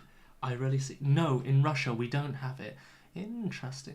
Interesting. August from Russia says no, but Alessia says yes. People do. So maybe it depends on your generation, or maybe because Russia's huge, right? So maybe it's only in certain areas, or maybe it just depends on the person. Yes, I had something similar when I was learning English with my tutor. Wait, Yulia, are you saying you had a romantic date with your tutor? That's not what you're saying, right? And then, you know, I know it. Oh, there were speed dating events in Moscow around 6 years ago. Oh, I see. So until recently, but maybe not nowadays. Wait. Moscow is not Russia. Wait. Am I stupid? I thought Moscow was in Russia. Wait. Moscow. Which country? Am I stupid? Yeah, it's the capital city. Wait, what do you mean? Moscow is not Russia. Anyway, I'm getting confused. Where are you from? I'm from the UK. You are looking like an Asian? Yes, I do. And then he's Googling. What have you done? Yeah, August. I was thinking, am I stupid? Like, I'm very bad at geography. When I say geography, I mean like, oh, which country did this? What's the capital city of this country? I'm like very bad at this, but I was thinking, okay, no, even I'm not stupid enough to not understand the capital of Russia. But anyway, but there are some countries, I don't know why. Australia, many people get the capital of Australia wrong. Many people think it's... Wait. I'm one of these people who get it wrong. What's the capital of Australia, please? Yeah, Australia. Many people think it's Sydney, but is it Melbourne? Oh, crap. Oh. Did it show? No, okay. Australia. What's the capital? Wait. You are a little amnesia. I have amnesia every day, Michael. Oh my gosh. Australia capital. That's it. It was Canberra. That's right. Canberra? Anyway. Canberra is the capital of Australia, but many people think many people think it's Sydney or Melbourne. because Sydney is like one of the biggest cities and one of the most like lively. Like there's lots of things like Sydney Opera House, right? But when I think about Canberra, what's famous in Canberra? I don't know. But anyway, so August says, we say it to refer that life in Moscow is not the same. Oh, I see, right. That's what you mean by Moscow is not Russia, as in like, it's almost like a different country. I see. And then, no, the tutor conducted a lesson in English in a group, divided us into pairs. Oh, I see, that makes a lot more sense. So the lesson was similar to the speed dating setup. Gotcha. This situation where you change pairs quickly is very good because 1, you get to meet many different people, and 2, you get lots of speaking practice and listening. Shah and Olgata or Alessia, what was it? They are very good at geography. I feel like their general knowledge is very strong, high. And then, what? Moscow's not Russia. Don't, Gigi, you can't trick me. I'm smart. Though, if you ask me this tomorrow, if somebody says, Moscow's not Russia, Eric, and I'll be like, wait, really? I'm going to forget. Kangaroos, yeah. When you think about Australia, kangaroos, Sydney Opera House, spiders, too many spiders. I have cousins in Australia, and I would love to go to Australia. But now, I don't know if my cousins are just trying to scare me, but they said like, oh yeah, we get big spiders. Like you can even find them under the toilet seat. And I was like, no. If there is a spider in the toilet while I'm going to I'm going to freak out. I will run out with my pants down. I don't care. No toilet paper. Like, I'm terrified of spiders. I have arachnophobia, which is the fear of spiders. You're very good at geography. Good shot. But yeah. Anyway, my throat. Ugh.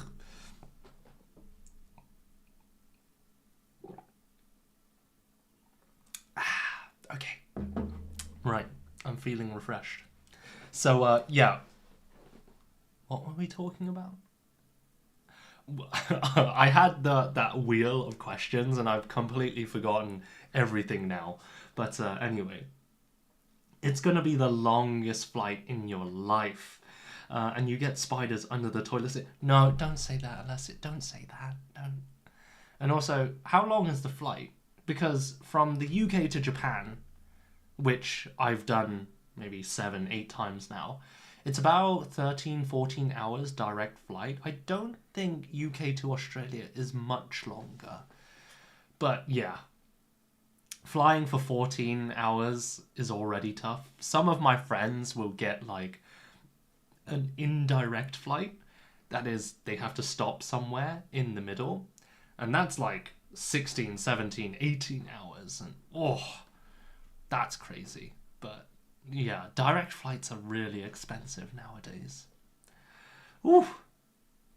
And then, Shah, you're very funny. Well, thank you very much. Are you imagining me, like, running out the toilet with no pants on and just, like, running, screaming, like, ah, spider! Oh, sorry, that hurt my voice.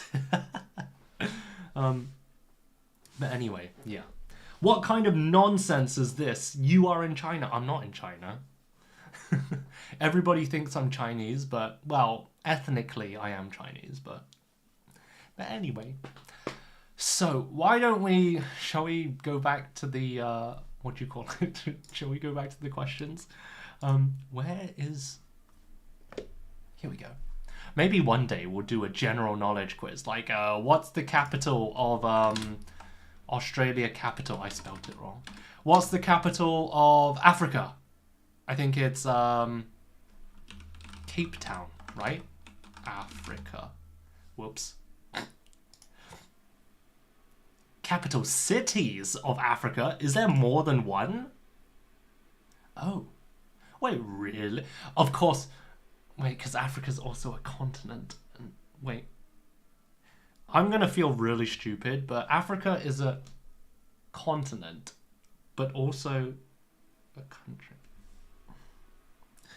I really feel like ending the live stream because I'm just embarrassing myself with my lack of general knowledge. Okay, like general knowledge about science and stuff, I'm good. Geography. Oh my god. South Africa, thank you. South Africa is a country, but Africa is a continent. Okay, thank you. Wait, so what's the capital of North Africa? No, I'm joking. Okay, guys, I'm joking.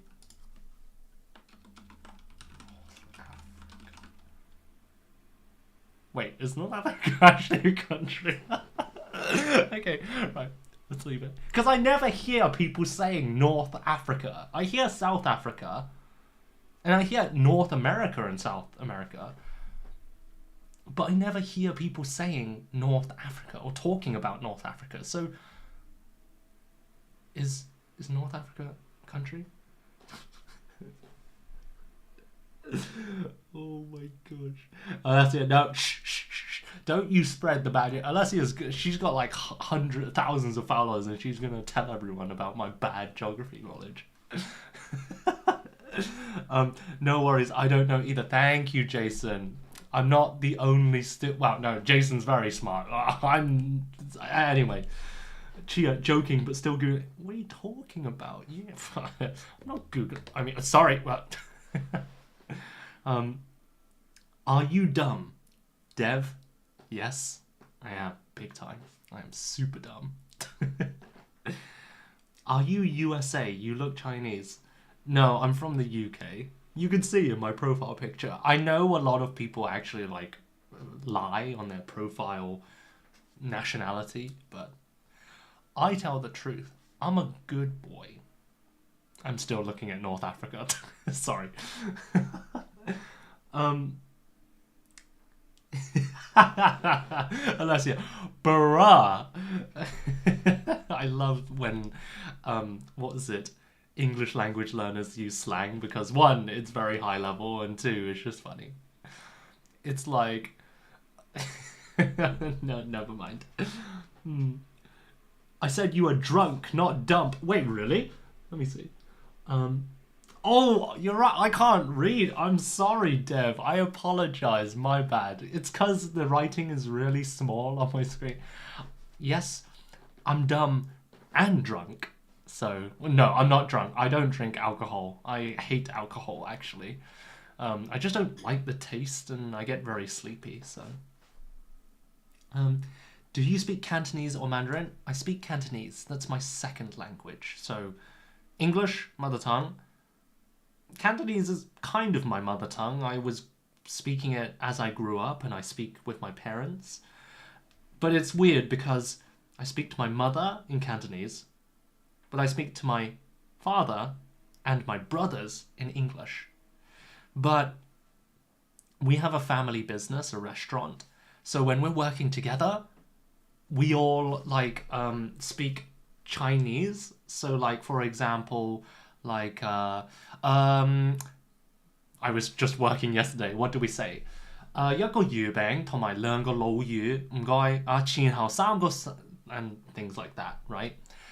So it's like, oh, 2 of this dish, we need 3 plates of potatoes and blah, blah, blah, right? So we speak in Chinese when working and to my mother, but English when I speak to my father and my brothers. I think it's because my mother is not so confident with her English. She can speak it. It's just that she chooses not to. But if she's talking to customers or like on the phone, then she's fine. She's just very shy.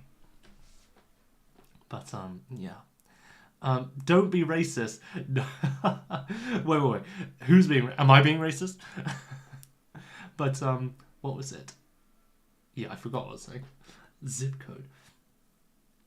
Teaching English without being drunk is nearly impossible. I know, right?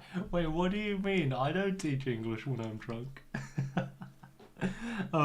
What was it? Though it can be quite fun to watch a drunk English teacher try to teach English.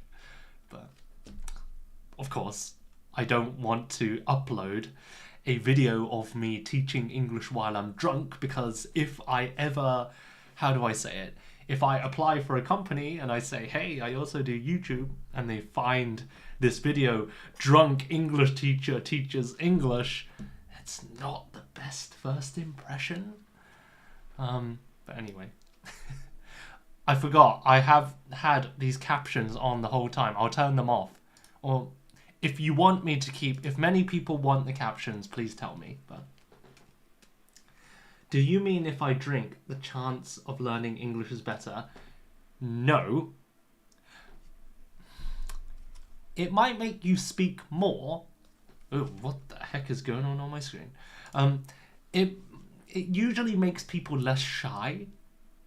And sometimes people speak more because they worry less about mistakes and things like that.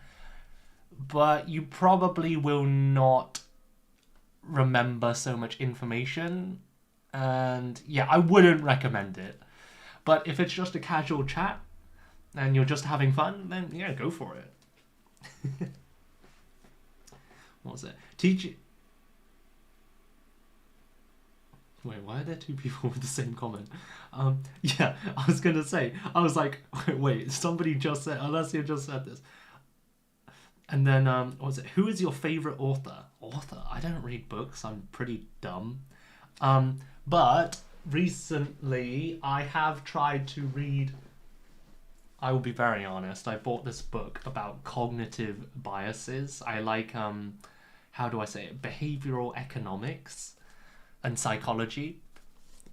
Like different ways the big companies use advertising tactics to kind of make you buy more things. Like, for example, did you know I actually did a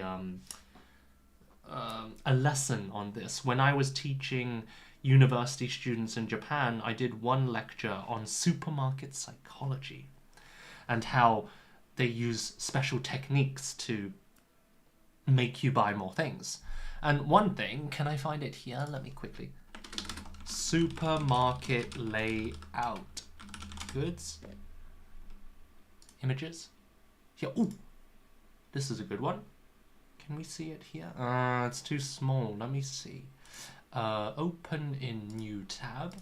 There's a very interesting thing. Okay, so this is very confusing. There we go. Okay, right. So, where's the image? Where's the bakery? Okay, this is a bad image. Is there another one? Here. Milk. Okay, this could be good. Let's go here. Oh, why is it so small? Okay, this is terrible. Okay, let me try one more time. I apologize. Please wait. Okay, this must be good. Okay. Perfect. Right. By the way, this is really strange. It says here, pharmacy. I don't think I've ever seen a pharmacy in a supermarket, but I think in America they have it, but in the UK not so much. But anyway, so let's make this bigger. So we have the register. It's here. Where's the entrance? Oh, sorry, here. The entrance is here, right? Do you know why they usually, if you go to any supermarket in the UK, and probably in other countries too, but the bakery is always in the corner. Sometimes it's here, but it's always at the back. Do you guys know why they put the bakery at the back? Any ideas? So what was it? Do I watch anime? I do watch anime. Big time, August. I would love to talk to you guys about anime one day. But, what was it? Oh, interesting. Alessia's also reading about biases. In another context, I see. Yeah. I read a book about Roman Assembly and Senate. Oh my gosh, Jason, you're so smart. Yeah, politics is difficult. I saw the answer from Chia. Very well done. The bakery smells good. So even at the back, people will go there, and along the way, people see many products. Spot on. You hit the nail on the head. So everybody, this is why do not go to the supermarket when you're hungry, because when you're hungry, you want to buy more things. You have that appetite, and you're like, oh, when I go home, if I buy these biscuits and there's some, dessert here. Oh, I'm gonna eat this when I go home.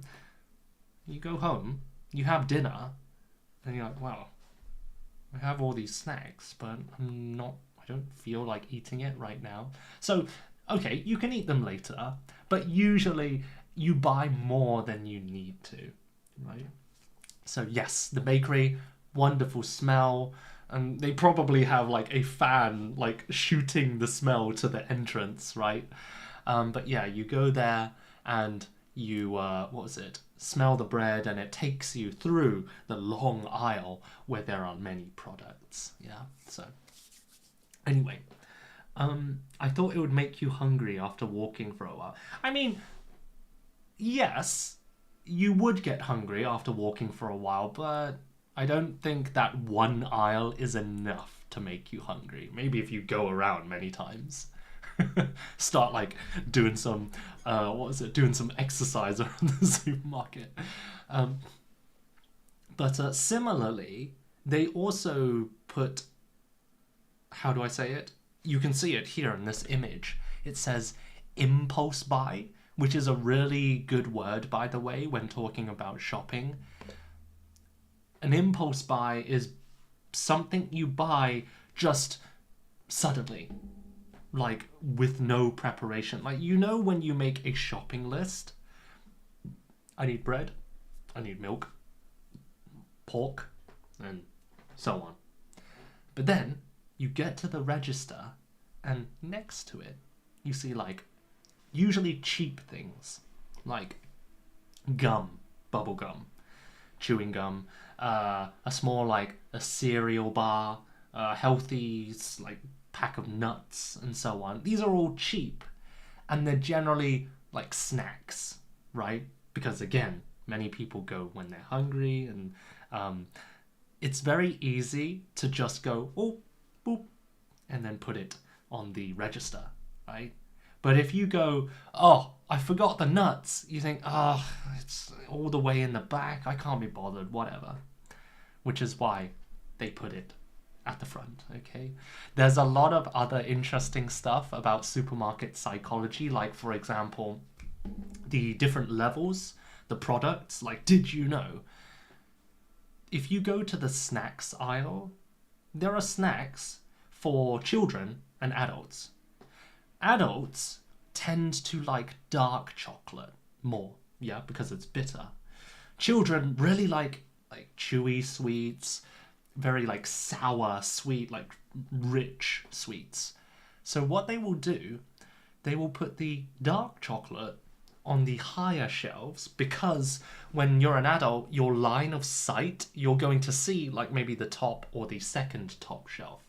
But they put the sugary, really rich milk chocolates and white chocolates near the bottom, where the children will see it and they will go, oh, and then they will like put it in the trolley as you're moving along. So there's a lot of really cool, interesting techniques that they use. And I've even heard that companies have to pay different amounts of money to put their products on different shelves, right? There's like the premium shelf, and it costs more to place your products on this shelf than the other ones, because, most people are going to see this shelf. So it's super interesting. But anyway, sorry, I got very passionate about supermarket psychology. I don't think anything is that appealing there except for the food from Chinese supermarkets. Well, it depends on you, right? Every person has their different, how do I say it, products that they really like. Some people really like their healthy vegan snacks. Some people really like protein powders and things like that. So it depends on you, but bread, everyone buys bread. Most people buy bread and milk and meat and things like that. Which is, again, that's why milk, meat, seafood, all of these are at the back, because you have to go through the most, like, aisles and the most places. Okay? Alright, good stuff. So, I've got a penchant for fermented tofu. Ooh, stinky tofu. Ugh. If you guys have been to China, have you tried stinky tofu? I haven't tried it, but I want to try it because it's one of those experiences, right? I know some of you, people on Atkins don't. What do you mean, Atkins? But yeah, fermented tofu is a very, you hate it or you love it. Similar to like Marmite here in the UK. What else is a hate or love kind of food? Natto, fermented soybeans in Japan. Carb-free diet. They don't buy bread. Oh, interesting. I've never heard of this word. Atkins. That's a new word for me. Thank you. What textbooks would you recommend for teaching people English, or maybe any online materials or websites? So good question, Yulia.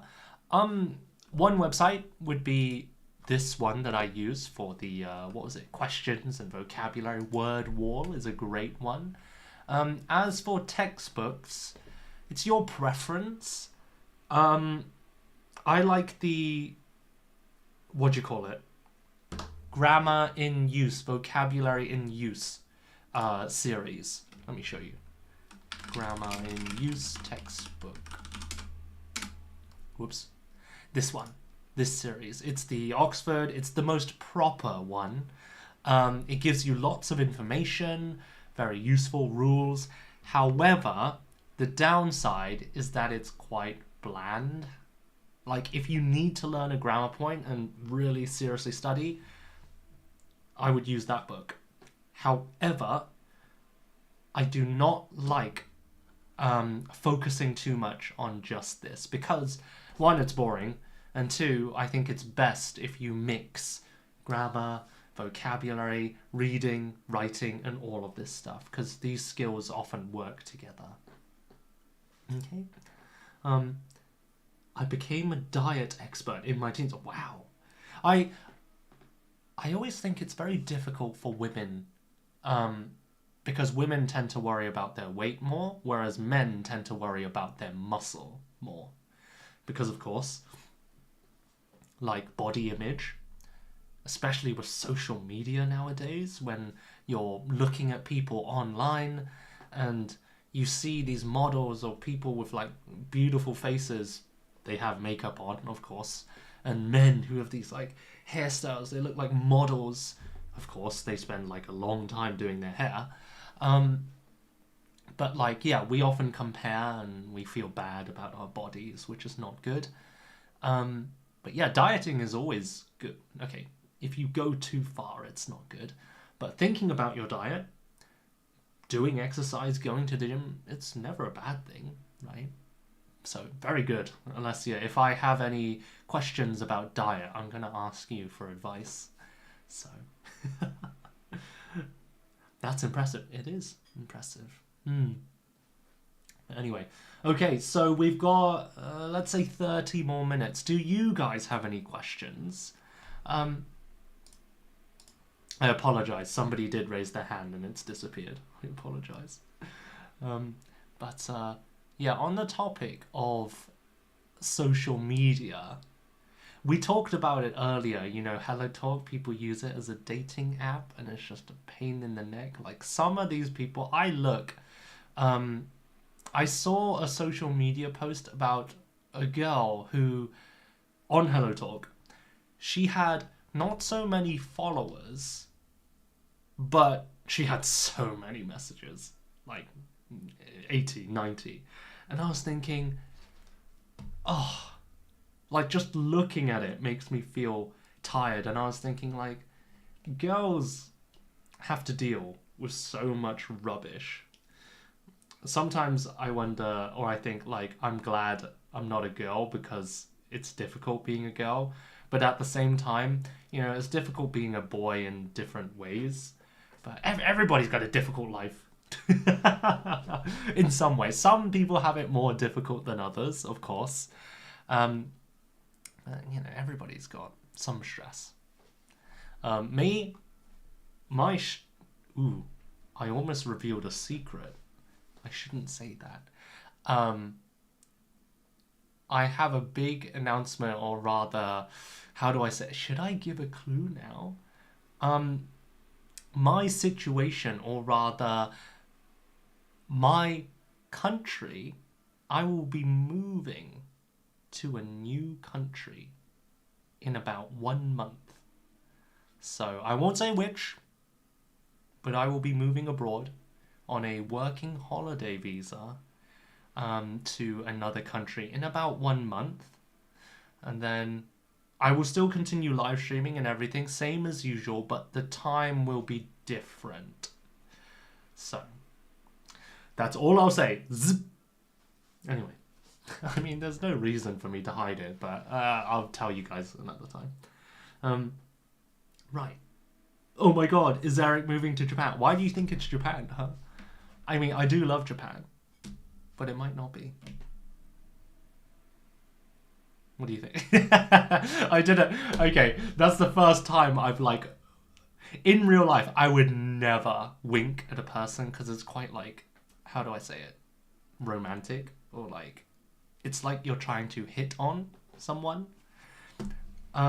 If it's to a guy, I don't mind because it's usually not romantic.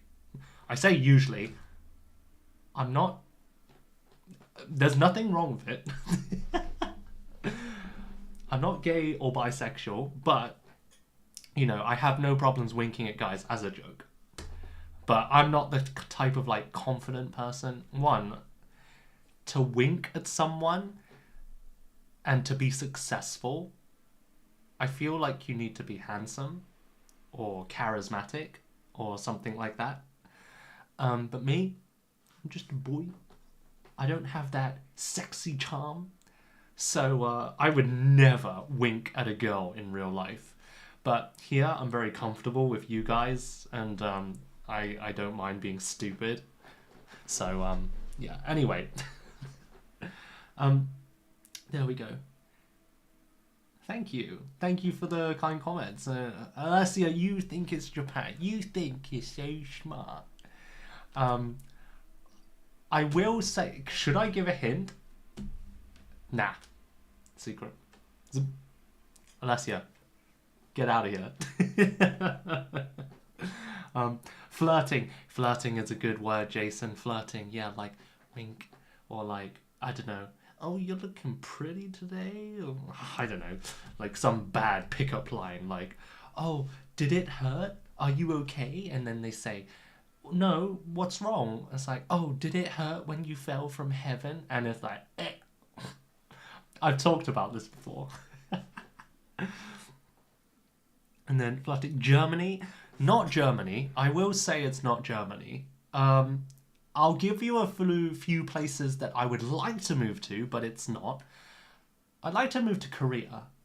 Like, I'd like to try living there. It's quite nice. But then I need to study Korean, and I'm not ready to study Korean. Recently, I've been watching a Korean drama called Extraordinary Attorney Woo or something. And I don't normally watch Korean dramas because I'm not a big fan of romance, and it's mostly romance. But this one's a bit more, how do I say it? It's a bit more like a crime, legal drama. I've watched a lot of medical dramas, but not so many legal dramas, like from a lawyer's perspective. So it's quite interesting. And then, what was it? Make your bets, guys. Guys, put your money in. Boo, boo, boo, boo, boo. Sorry, these are stickers. But give us a clue. A clue? Just spill the beans. Oh, Chia, very good. Just spill the beans. Well done. Um, everybody's guessing. The US, no. Australia, no. Canada, no. New Zealand, no. Working holiday visa for British. Japan does that. Eric speaks Japanese, so I'm certain it's Japan. Wait. Working holiday visa, can you not do it for most countries? Not every country, but I thought the UK could go on a working holiday visa to most countries, right? It's not just Japan, right? So, I guess it depends on your passport, right? Like, for example, you guys in your country, in Russia, in China, what countries can you go on a working holiday visa with? Is it not most countries? I know for passports, the strongest passport in the world is Singapore. I know Japan is third, fourth. Is Russia up there? I'm not sure. I'm going to Google this. Google Sensei, please. What was it? Not sure. Nowhere? Really? No. I heard it's in Canada. We stuck here. Oh no, August. Spain, Singapore. Yeah, I think Singapore is the strongest passport. Let's have a look. What are the strongest passports in the world? Oh, here we go. Let's have a look. That was 2023. It's a bit outdated. Oh, why is the quality always terrible? Okay. Yeah, I don't think it's Japan anymore. Cookies. So, yeah, this is a bit outdated. Let's check. 2025. Oh, here we go. Oh, please. Sorry, that was a bit loud. Okay, here we go. Singapore, Japan, South Korea, Denmark, Finland, France, Germany, Ireland, Italy. Wait, by the way, why does the Irish flag and Italy look exactly... Wait. They're different, right? Irish flag. Okay. Italian flag. Oh, it's a slightly different shade. Oh, no. I'm stupid. It's the red and the orange. That's clearly different. I was thinking the green was a slightly darker green. No, sorry, I'm stupid. Okay, so yes. Ireland, Italy, Spain, Austria, Belgium, Luxembourg, Netherlands, and Norway. Okay. Oh, I'm sad. So the UK isn't even top 15. We are rubbish. Interesting. Right. So I heard it's Canada, and then together with Russia, we're together. But yeah. Anyway, I'll announce it, but I think some people might already know. But yeah, so the time difference will change, but I'll continue live streaming as usual, and hopefully this month I'm going to be very busy preparing and getting ready to move to the other country. So I don't know if I can live stream every weekend, but before I leave the UK, I want to do some like British like live streams. Like maybe, I know everybody does it like on YouTube, but maybe I'll buy some like British snacks. I'll have a live stream, a mukbang where I'm just like snacking on British things, and I'll teach you about weird British snacks, or maybe take you outside to a park, or show you what kind of place I live in, or something like that. So anyway, okay, great stuff. So what was it? We have 20 minutes left. You've got privilege. What do you mean I've got privilege? If the UK passport is rubbish, what are we then? Is the Russian passport like... Why? I'm just thinking, what makes a passport strong? Why is Singapore, or why does Singapore have such a strong passport? Is it because they have good relationships with other countries? And then they like have an agreement? They discuss and say, hey, we like you, so you can come to our country very easily, or something like that. Yeah, I guess it's some... Yeah, international... Right, thank you, Chia. Chia knows everything. Gosh. But yeah, if you were a country, how strong would your passport be? How good are you at making good relationships with other countries? Like, would you be high up there like Singapore, or would you not even be on the list like the UK? I would like to think I'm quite a sociable, easygoing person. I would like to say I'm top 3, but everybody thinks they're, higher than average, right? So, yeah. But I wasn't always a very sociable person. Or rather, I wasn't always so confident. Even now, sometimes I'm not confident, but not being involved in political conflicts, probably. Or, yeah, that's a good point. Definitely, political conflicts do not help. But it's annoying, right? Because when your leader or the people in charge of your country make these decisions to, I don't know, do bad things or do controversial things, it's not your decision, but you as a citizen of that country, you're affected by those decisions, right? And I will say one slight thing. I generally do not have stereotypes. Like, I don't think, oh, Chinese people are this, Russian people are this, British people are this. I don't really like to believe in stereotypes because often they're just not true.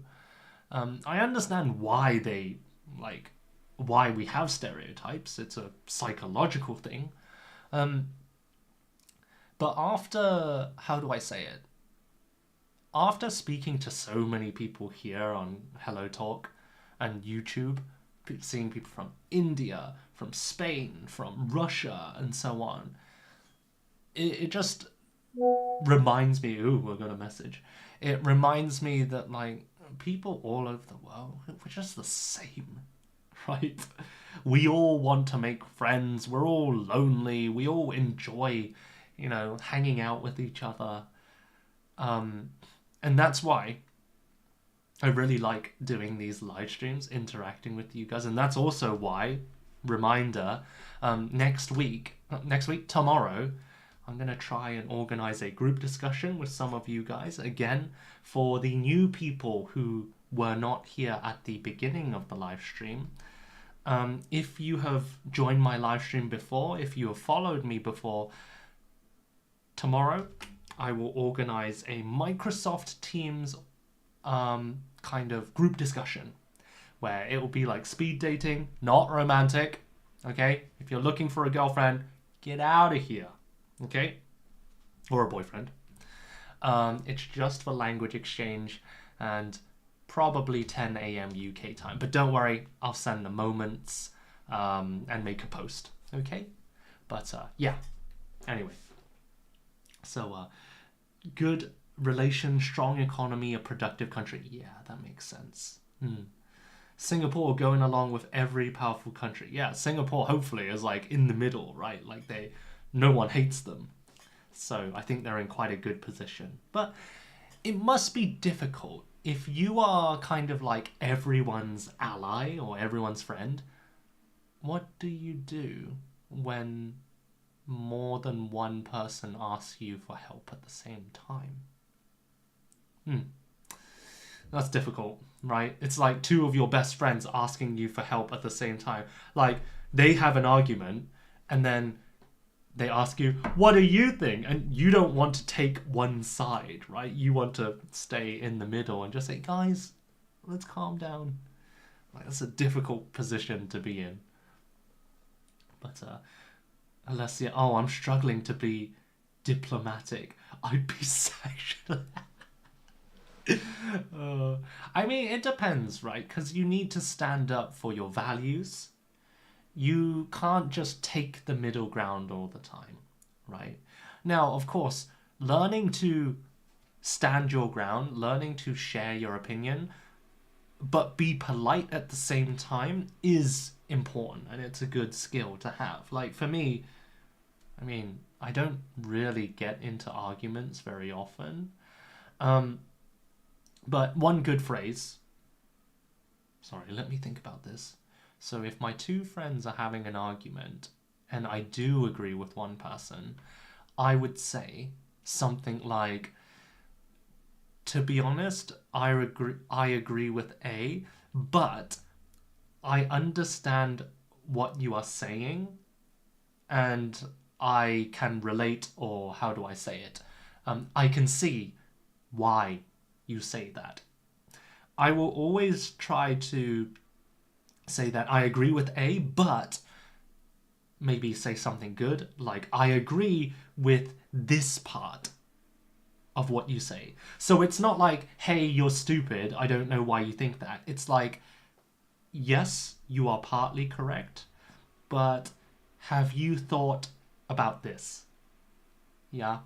And if they still disagree with you, that's totally fine. You know, I would just say, yeah, unfortunately I still don't agree with you, but I think your opinion is very fair and it makes sense. But I just don't think that way. Or something like that. So, but yeah, you really don't want to be in that middle position. And yeah, I think most people would just say, don't, how do I say it? I know the Japanese word, but not the English word. I forgot. Makikomaranai de. Don't drag me into this. Yeah, don't drag me into the middle. I'm not going to take a side. Don't drag me into this. But yeah. Singapore already replaces Hong Kong as the Asian financial... Really? I didn't know that. My stereotype usually comes from media and the internet. Yeah, I think most people's stereotypes come from like the media and the internet. Especially if you're cut off from the rest of the world. Like China, you need VPNs to watch YouTube and things like that. It's difficult to understand other cultures if you have no access to the outside world, right? So we just have stereotypes to think about. Are you a teacher? Yes, I am. When I'll stop laughing, that's not going to help. What did I say? Did I say something funny? What? No, I can't remember. See? Amnesia. I'm 29! That's how Lee Kuan Yew and his successor... Who the heck is Lee Kuan Yew? Is that a badminton player? No, that's not. That's a polite position. Yeah. Sometimes it's okay to just take the middle position and say, hey, don't drag me into this. But I also don't like people who always say that. Like people who are too scared to kind of stand up for what they believe in or like be honest, right? Like I'm happy to disagree with you. I love you guys taking part in our lives and sharing your opinions, but if I don't agree with something, I will say that. But I definitely, respect your opinion. So,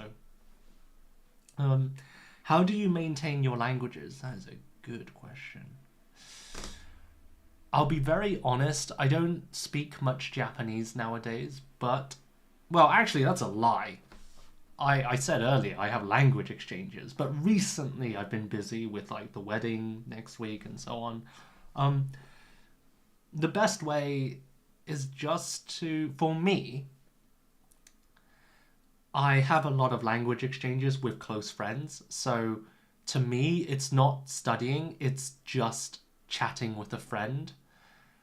But of course, I'm practicing my language, I'm talking about things in that language. So yeah, if you can get lots of language partners, personally, that's the best method for me. But if you're a working adult or you don't have so many language exchange partners, then yeah, live streams, just listening, podcasts, videos, etc. Where are you from? Where do you think? The UK. Not sure which city. Should I tell you my city? Should I tell you my address? Okay, right.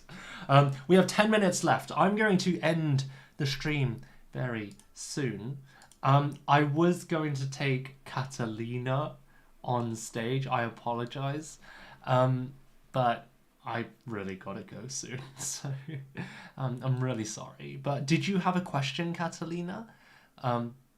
Because I know if I take you on stage, I'm going to go over time 100%. But yeah. And what was it? Yeah, I've run out of things to talk about. Any final questions? Or rather, my brain has run out of energy. I'm British, but my mother's from Hong Kong, my father's from Malaysia.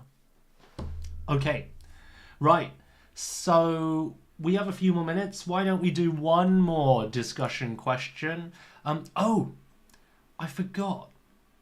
The question that I mentioned in my moments. Does anyone know what question I posted? The question was, what was the...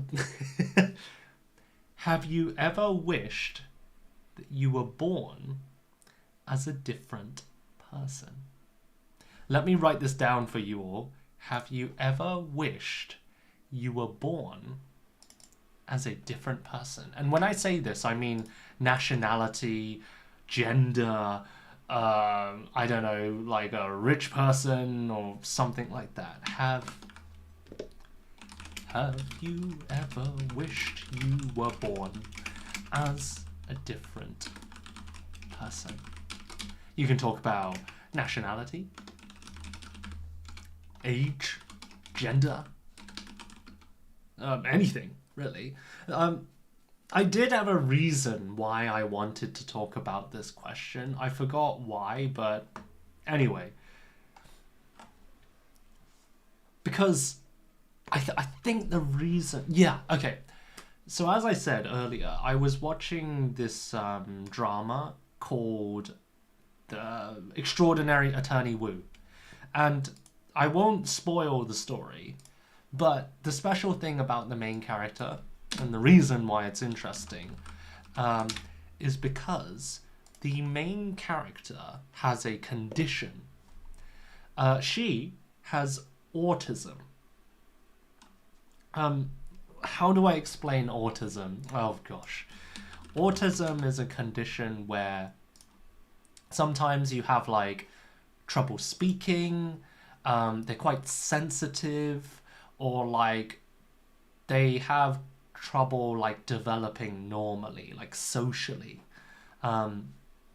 So like, for example, they will hear you but they just ignore you. But not because they hate you, because like, again, I don't really know how it works. But anyway, yeah, I was watching it and the big theme was like, I wish I were a different person. I wish I wasn't, you know, Chinese, British or something. Like, I've thought that before, especially when I was younger. Growing up in the UK as British but ethnically Chinese, like, bullying happens, unfortunately. And so many times I thought, I hate being Chinese. Why don't I just look white, blonde hair, blue eyes? Why don't I just look the same as everyone else? And now I can appreciate being different and, you know, I'm happy with who I am. But I've been quite lucky, you know, after college, university, and now. But what about you guys? Everybody has a different experience. Let me just quickly read. I dislike my life. Yeah, I'm sorry to hear that. Is there any reason? Of course, you don't have to share, but is there any reason why you want to change? And then, yeah, sure. What was it? Yes, multiple times. Alessia says, what do you want to change? Like, when I look at you on the live stream, especially, Alessia, like, you look great. And when you were talking, I don't want to, like, tell everyone about your, story, because it's not my story to tell. But you seem very hardworking. You have goals. You've had a lot of experiences. So what is it that you want to change, if you don't mind me asking? Mia also says, indeed. I'd like to become a better person. What do you mean by better? Because that's quite a general word, right? I wish to be born outside of Russia. Oh, somewhere near the ocean. Oh, that sounds so romantic. I guess, have you ever thought about moving to another country? Like, living and working? Because if you know English, then you have quite a lot of opportunities, right? No, visa. Visa's difficult. I would like to become a dancer. Ooh, why not? If it's a hobby or something, why not become a dancer now? I mean, of course, if you have a physical problem, then it might be difficult or impossible. But if it's just like, oh, I'm starting late, why not?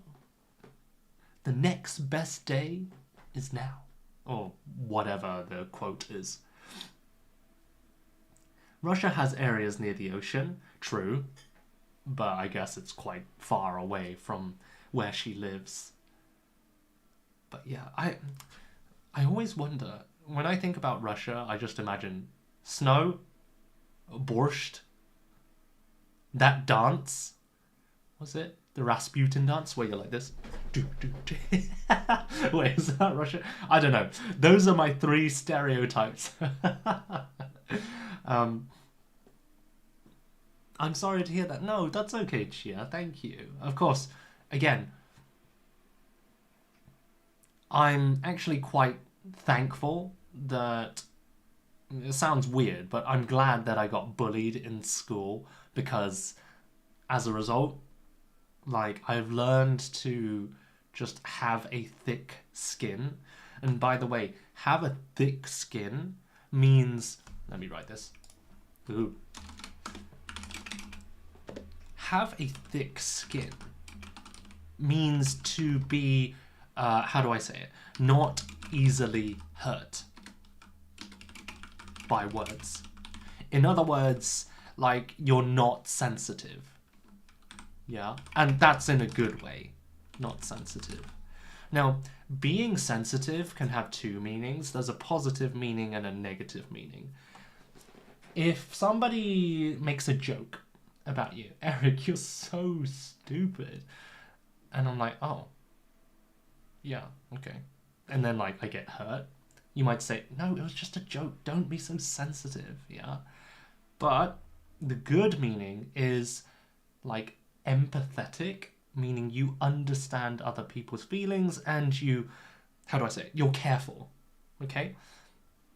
So, for example, I remember that this person had some trouble with their parents and they don't like talking about their parents. So at a, at a restaurant, somebody asks them, oh, how do you feel about your parents so-and-so? And I might jump in and I might say, like, oh, I've heard her parents are, like, really nice. Yeah, I met them once. Like, they were really cool people. Oh, what about you? And I might try to, like, get their attention away from them. That's being, like, sensitive in a good way. Yeah. Anyway. So, yeah. In a warm country. Yeah, a warm country would be nice. Why has my Hello Talk chat stopped going down? Not gonna lie. Very good. NGL, not gonna lie. Yeah, to be honest, that's a good. I truly wanna experience the life as an American boy. From series there, I feel like everything is totally different in the other side of the Pacific.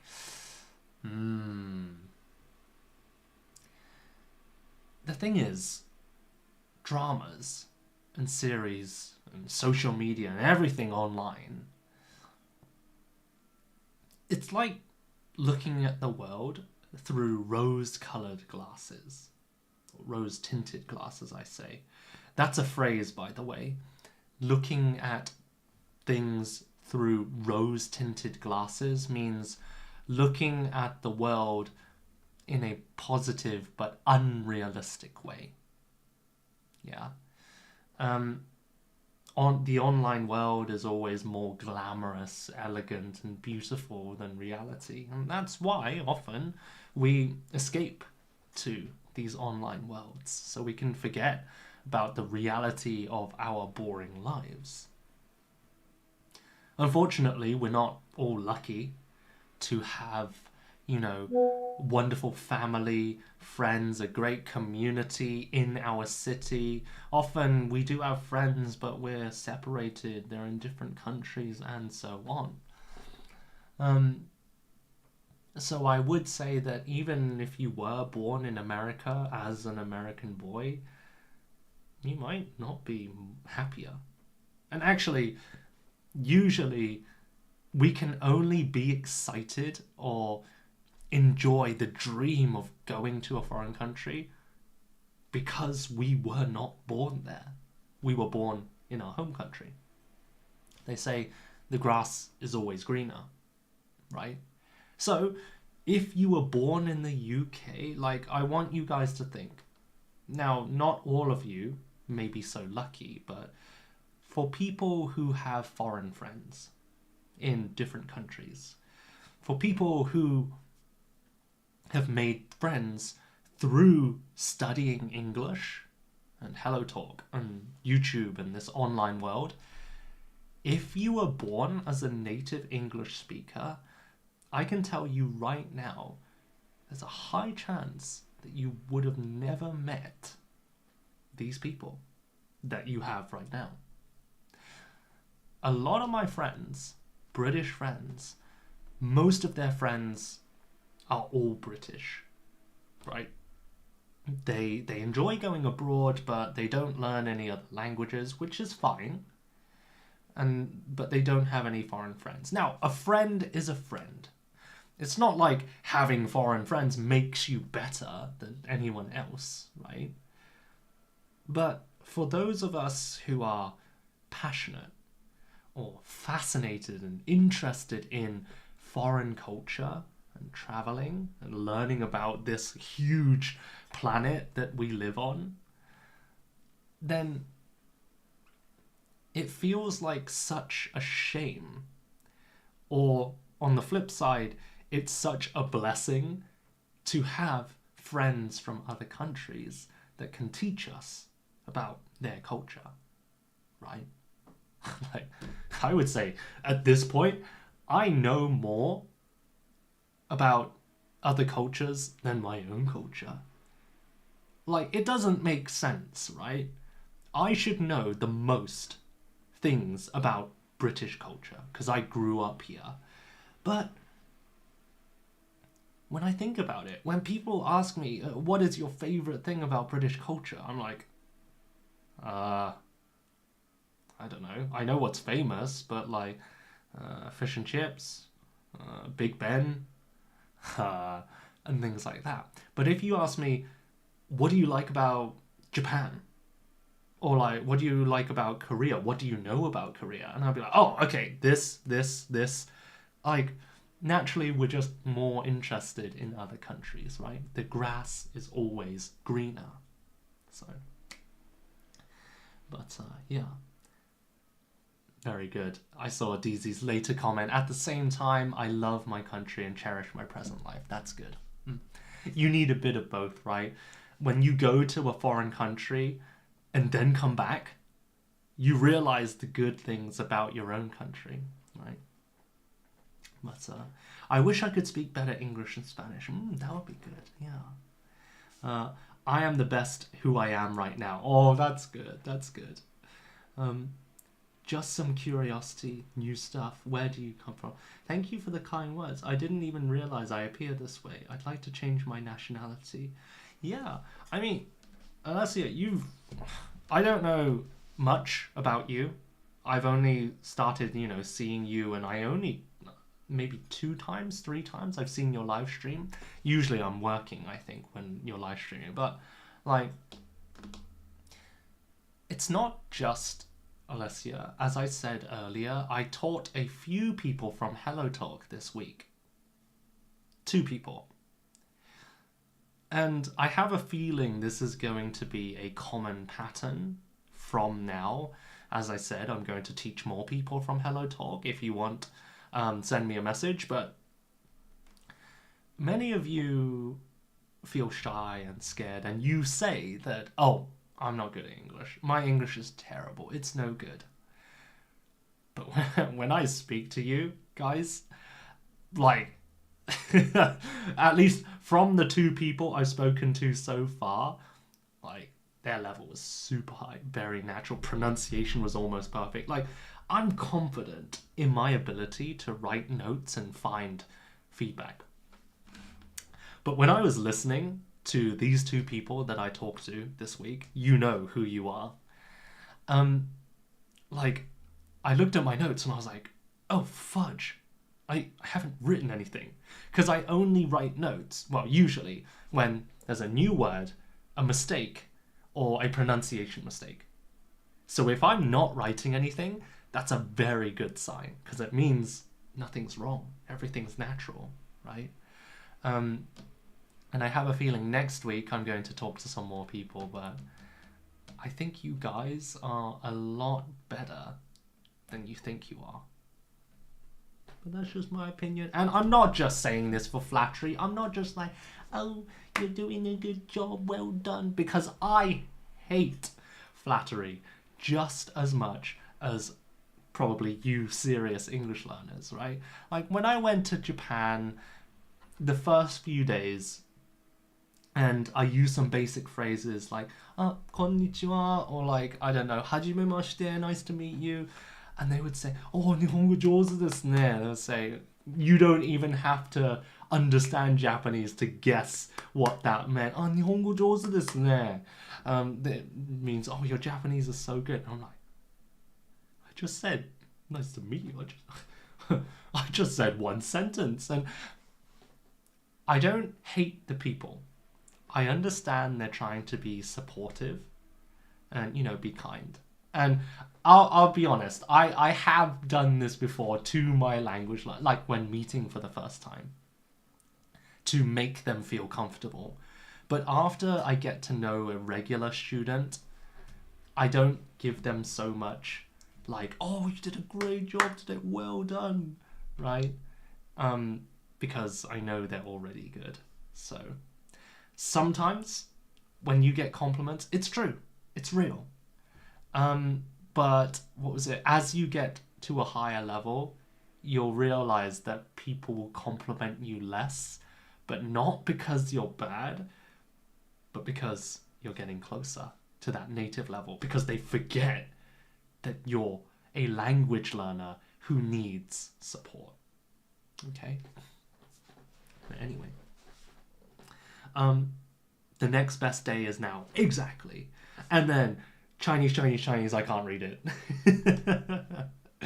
And then a lot of it is fiction. I think you're talking about the online world, right? Yeah, it is fiction. It's all fake.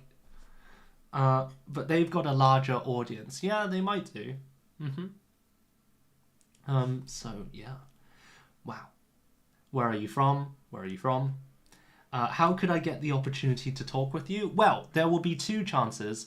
Tomorrow, there will be a group discussion. I will post it on my Moments. And if you want to take a private lesson with me, I don't accept people who I've never spoken to before. But, DZ, you've done a lot of comments today. So if you're interested, you can send me a message. But, I have a lot of lessons next week. Like, on Monday, I have 10 lessons back to back, no break. So that's like, what, 5 hours of teaching? So I don't have many slots. So if you do want a lesson, send me a message and then I will prioritize. I will let the regular people who come to my live streams chat first. Okay? But if you keep coming, I will definitely find you at some point. All right. And then Hey, I thought you were on your profile woman. You thought I was a woman? Am I beautiful? Anyway. Dude, if my brother or my family saw me right now, they'd be like, who are you? And what did you do with Eric? Like, one of my school friends, he watched me teaching one day, the first time he ever saw me teaching. And he was watching me for 25 minutes, like talking to someone. I was teaching somebody, we were having a nice conversation, we were laughing, and I was giving some language advice. And then I put the headset down, and then I looked, and he was staring at me. He was like this.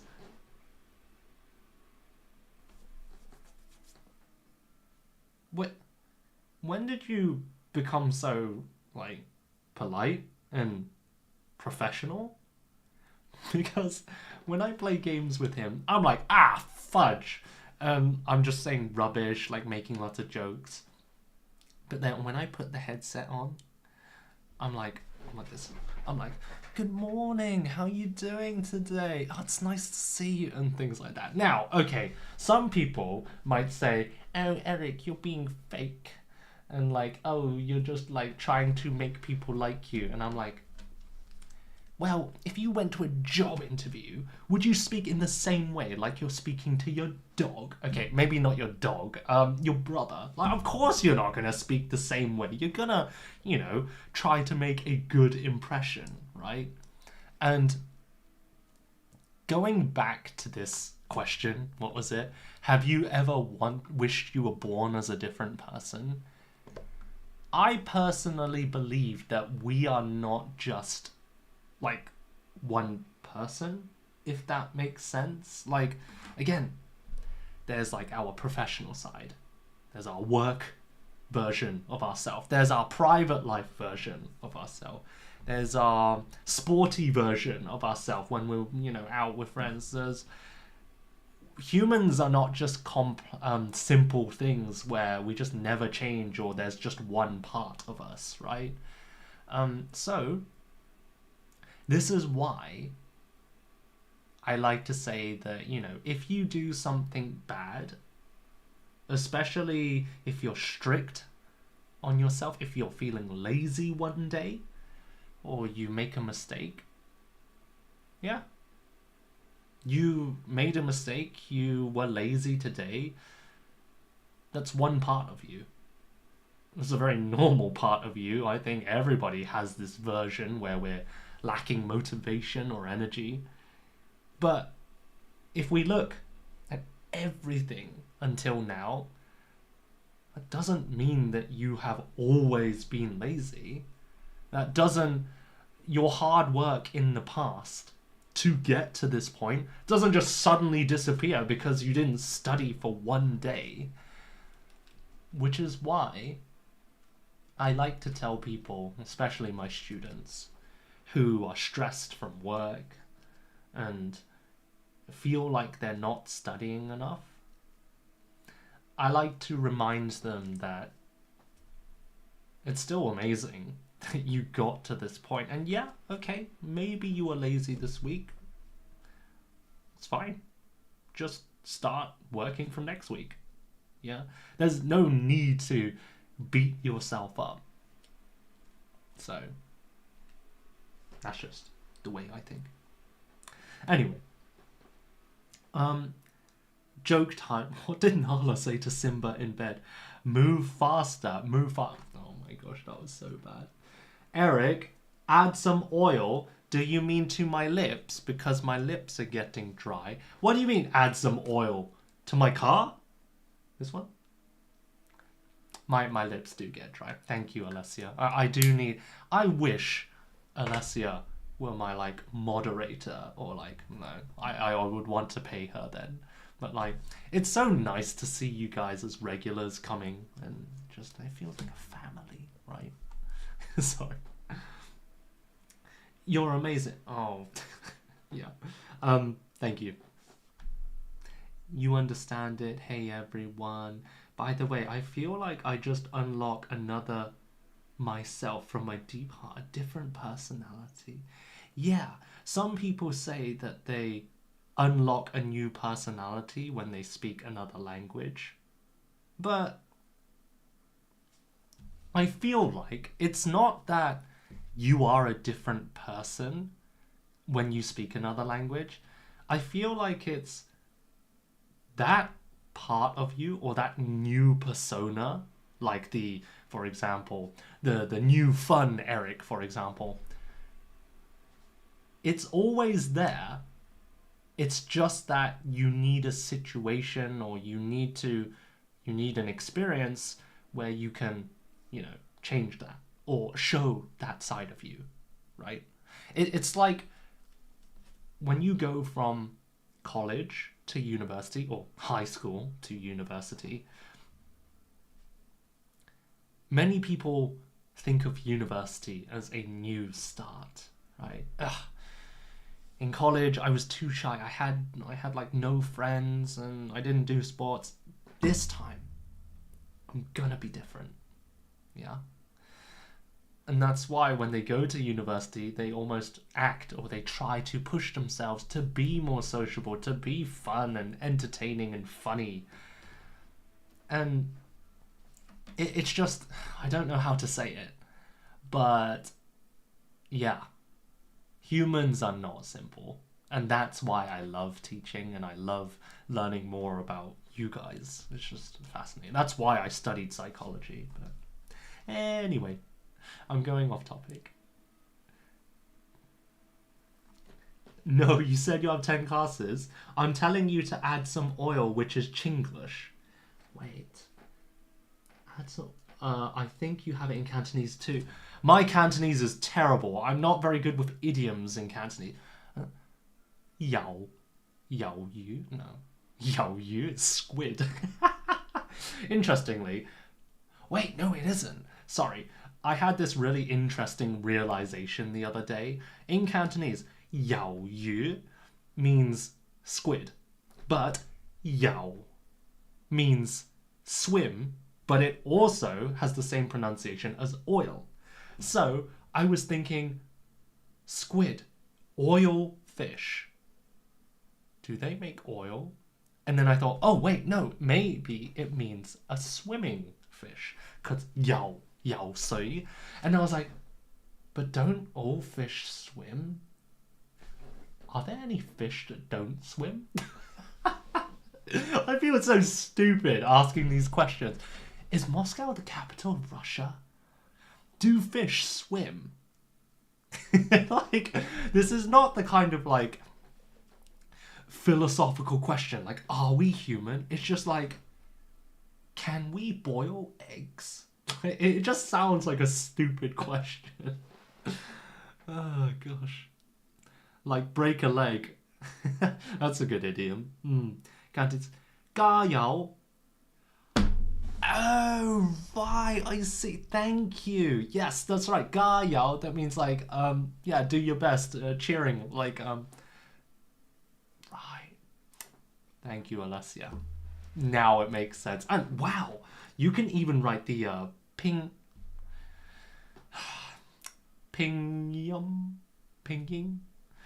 This is the problem.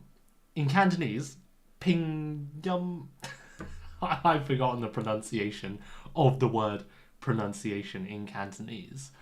When you have a foreign word like croissant, Schadenfreude, do you try to pronounce it similar to the natives, or do you just use the bastardized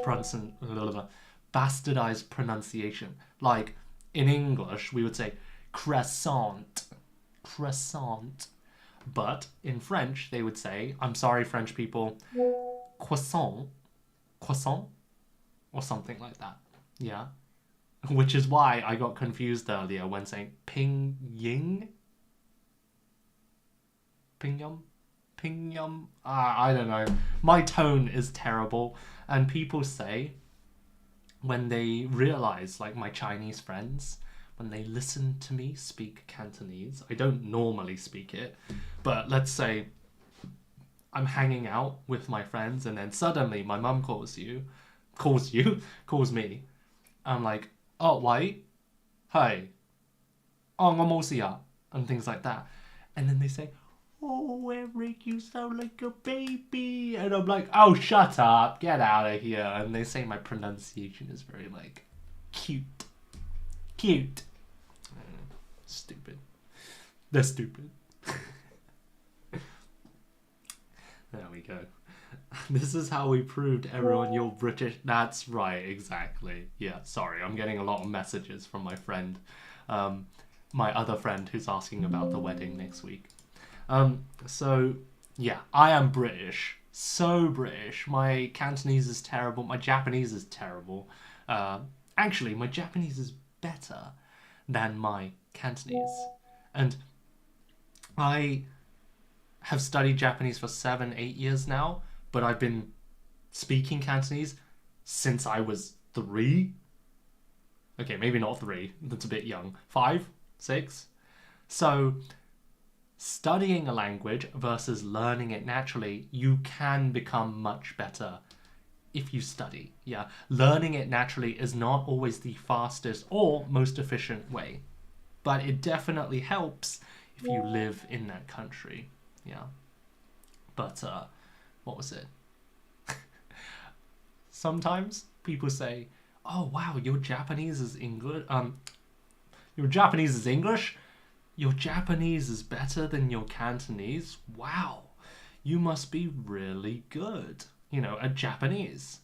And I say, no, it's just that my Cantonese is really crap. Like, the level is so low that it only took me like 2 or 3 years to exceed my Cantonese level, so. Anyway, jeez. Oh, I've gone 20 minutes overtime, guys, so I will have to leave soon. Anyway, I should have lunch. Oof. And, there we go. So, do you guys have any final questions? By the way, thank you very much for joining. One more, reminder. Tomorrow I'm going to try and organize a group discussion. So if you want to do a little bit of practice, and, maybe meet some new language partners, then you can message me and try to join me tomorrow on Microsoft Teams, okay? I would use Zoom because it's easier for most people, but there's a limit of 40 minutes. Whereas Microsoft Teams, I recently brought the premium version so I can make breakout rooms. Also, you don't have to download the app, you can just use the browser. But for people in China, I don't know, can you use Microsoft Teams? Do you need a VPN? Not sure. But anyway, if you want to join the group discussion tomorrow, where it's just free talk, we'll introduce ourselves and just, do some casual questions. What's your favorite food? Do you enjoy cooking? And then we'll move on to some more interesting, difficult questions like after the beginning. But don't worry, all levels are welcome. But when you message me, if you can tell me beginner, intermediate, higher level, then I can try to give you a similar level partner, so it's a better experience for you, okay? So, final time, I'll say this one more time. If you have joined the live stream before, if you have talked to me through the comments, send me a message and I'll try to organize a group discussion tomorrow, probably 10 a.m. UK time. 10 a.m. UK time tomorrow. Microsoft Teams. And then I will send you a link on HelloTalk. I will send a link on HelloTalk. Okay? I will not accept people who I have no idea, because again, the most important thing for me is that you guys feel safe. You're not talking to some random guy who's trying to get your phone number. But again, I can't promise anything, but This is a test run tomorrow, so if you want to join, let me know. All right. So August, thank you. Like listening, yeah. Don't need a VPN? Great, Jessica. Is it a video call? Good question. Oof. So I want to say that videos are a good way of connecting with people. It's much easier to relate and connect when you're speaking with your camera on. But I know that some people are very, worried, or how do I say it? They don't like to show their face. So I don't want to say that, yes, you must show your video, but I would say if you can, please do. Because it's easier to make friends and connect if you can see their facial expressions, right? Like, imagine how boring this live stream would be if you couldn't see my face. Just all the time, just this, nothing. You just listen to my face. It would be so boring, right? Like, anyway. But yes, like a Zoom meeting, that's right. We'll start in the same room. I'll give some introductions. I'll tell you what will happen. And then 5 minutes, everybody have a chat. Bam, 5 minutes. And then we come back. And then I'm like, okay, guys. So the first question is this. New partners, switch, discuss. Okay, so something like that. Again, this will be my first time doing it, so I apologize if I'm a bit slow trying to do the breakout rooms, but it's all free. You don't need to do anything. All you need to do is send me a message and I will send you the link tomorrow. Okay? All right. So, wonderful, Neil. I have no idea what it looks like. I don't have online meetings. Don't worry. Yeah, if you've ever used like Skype, Zoom, or Microsoft Teams before just to do a video call, or even on HelloTalk, it's just a conversation, and you don't need to do anything. I will be in control. You just have to click the link. Okay?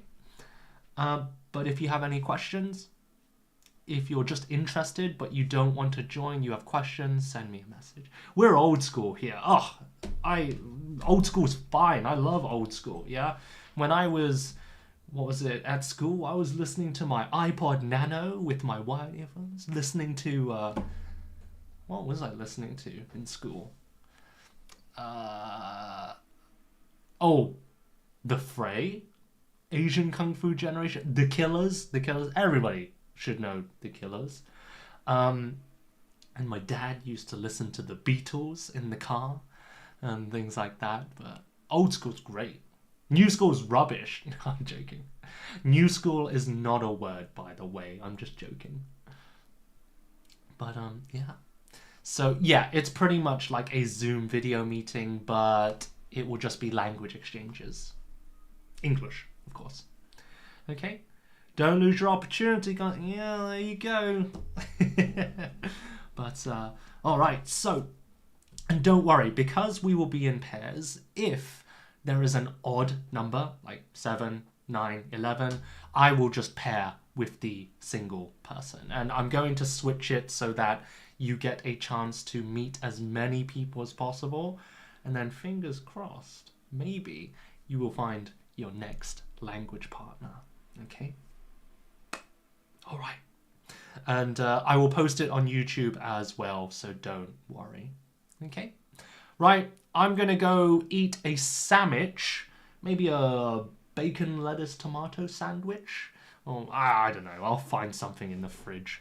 Have a wonderful day, guys. Thank you for joining another one of my live streams. Next week, there will be no live stream because I will be attending a wedding. One of my best friend's weddings, and then the week after maybe I'll do a wedding live stream, like talking about, weddings in English, but we'll see. Okay, thank you very much, guys. Thank you, Alessia. Thank you. I can't read your name, I'm sorry. Chia and everyone else, August, and so on. Have a wonderful evening.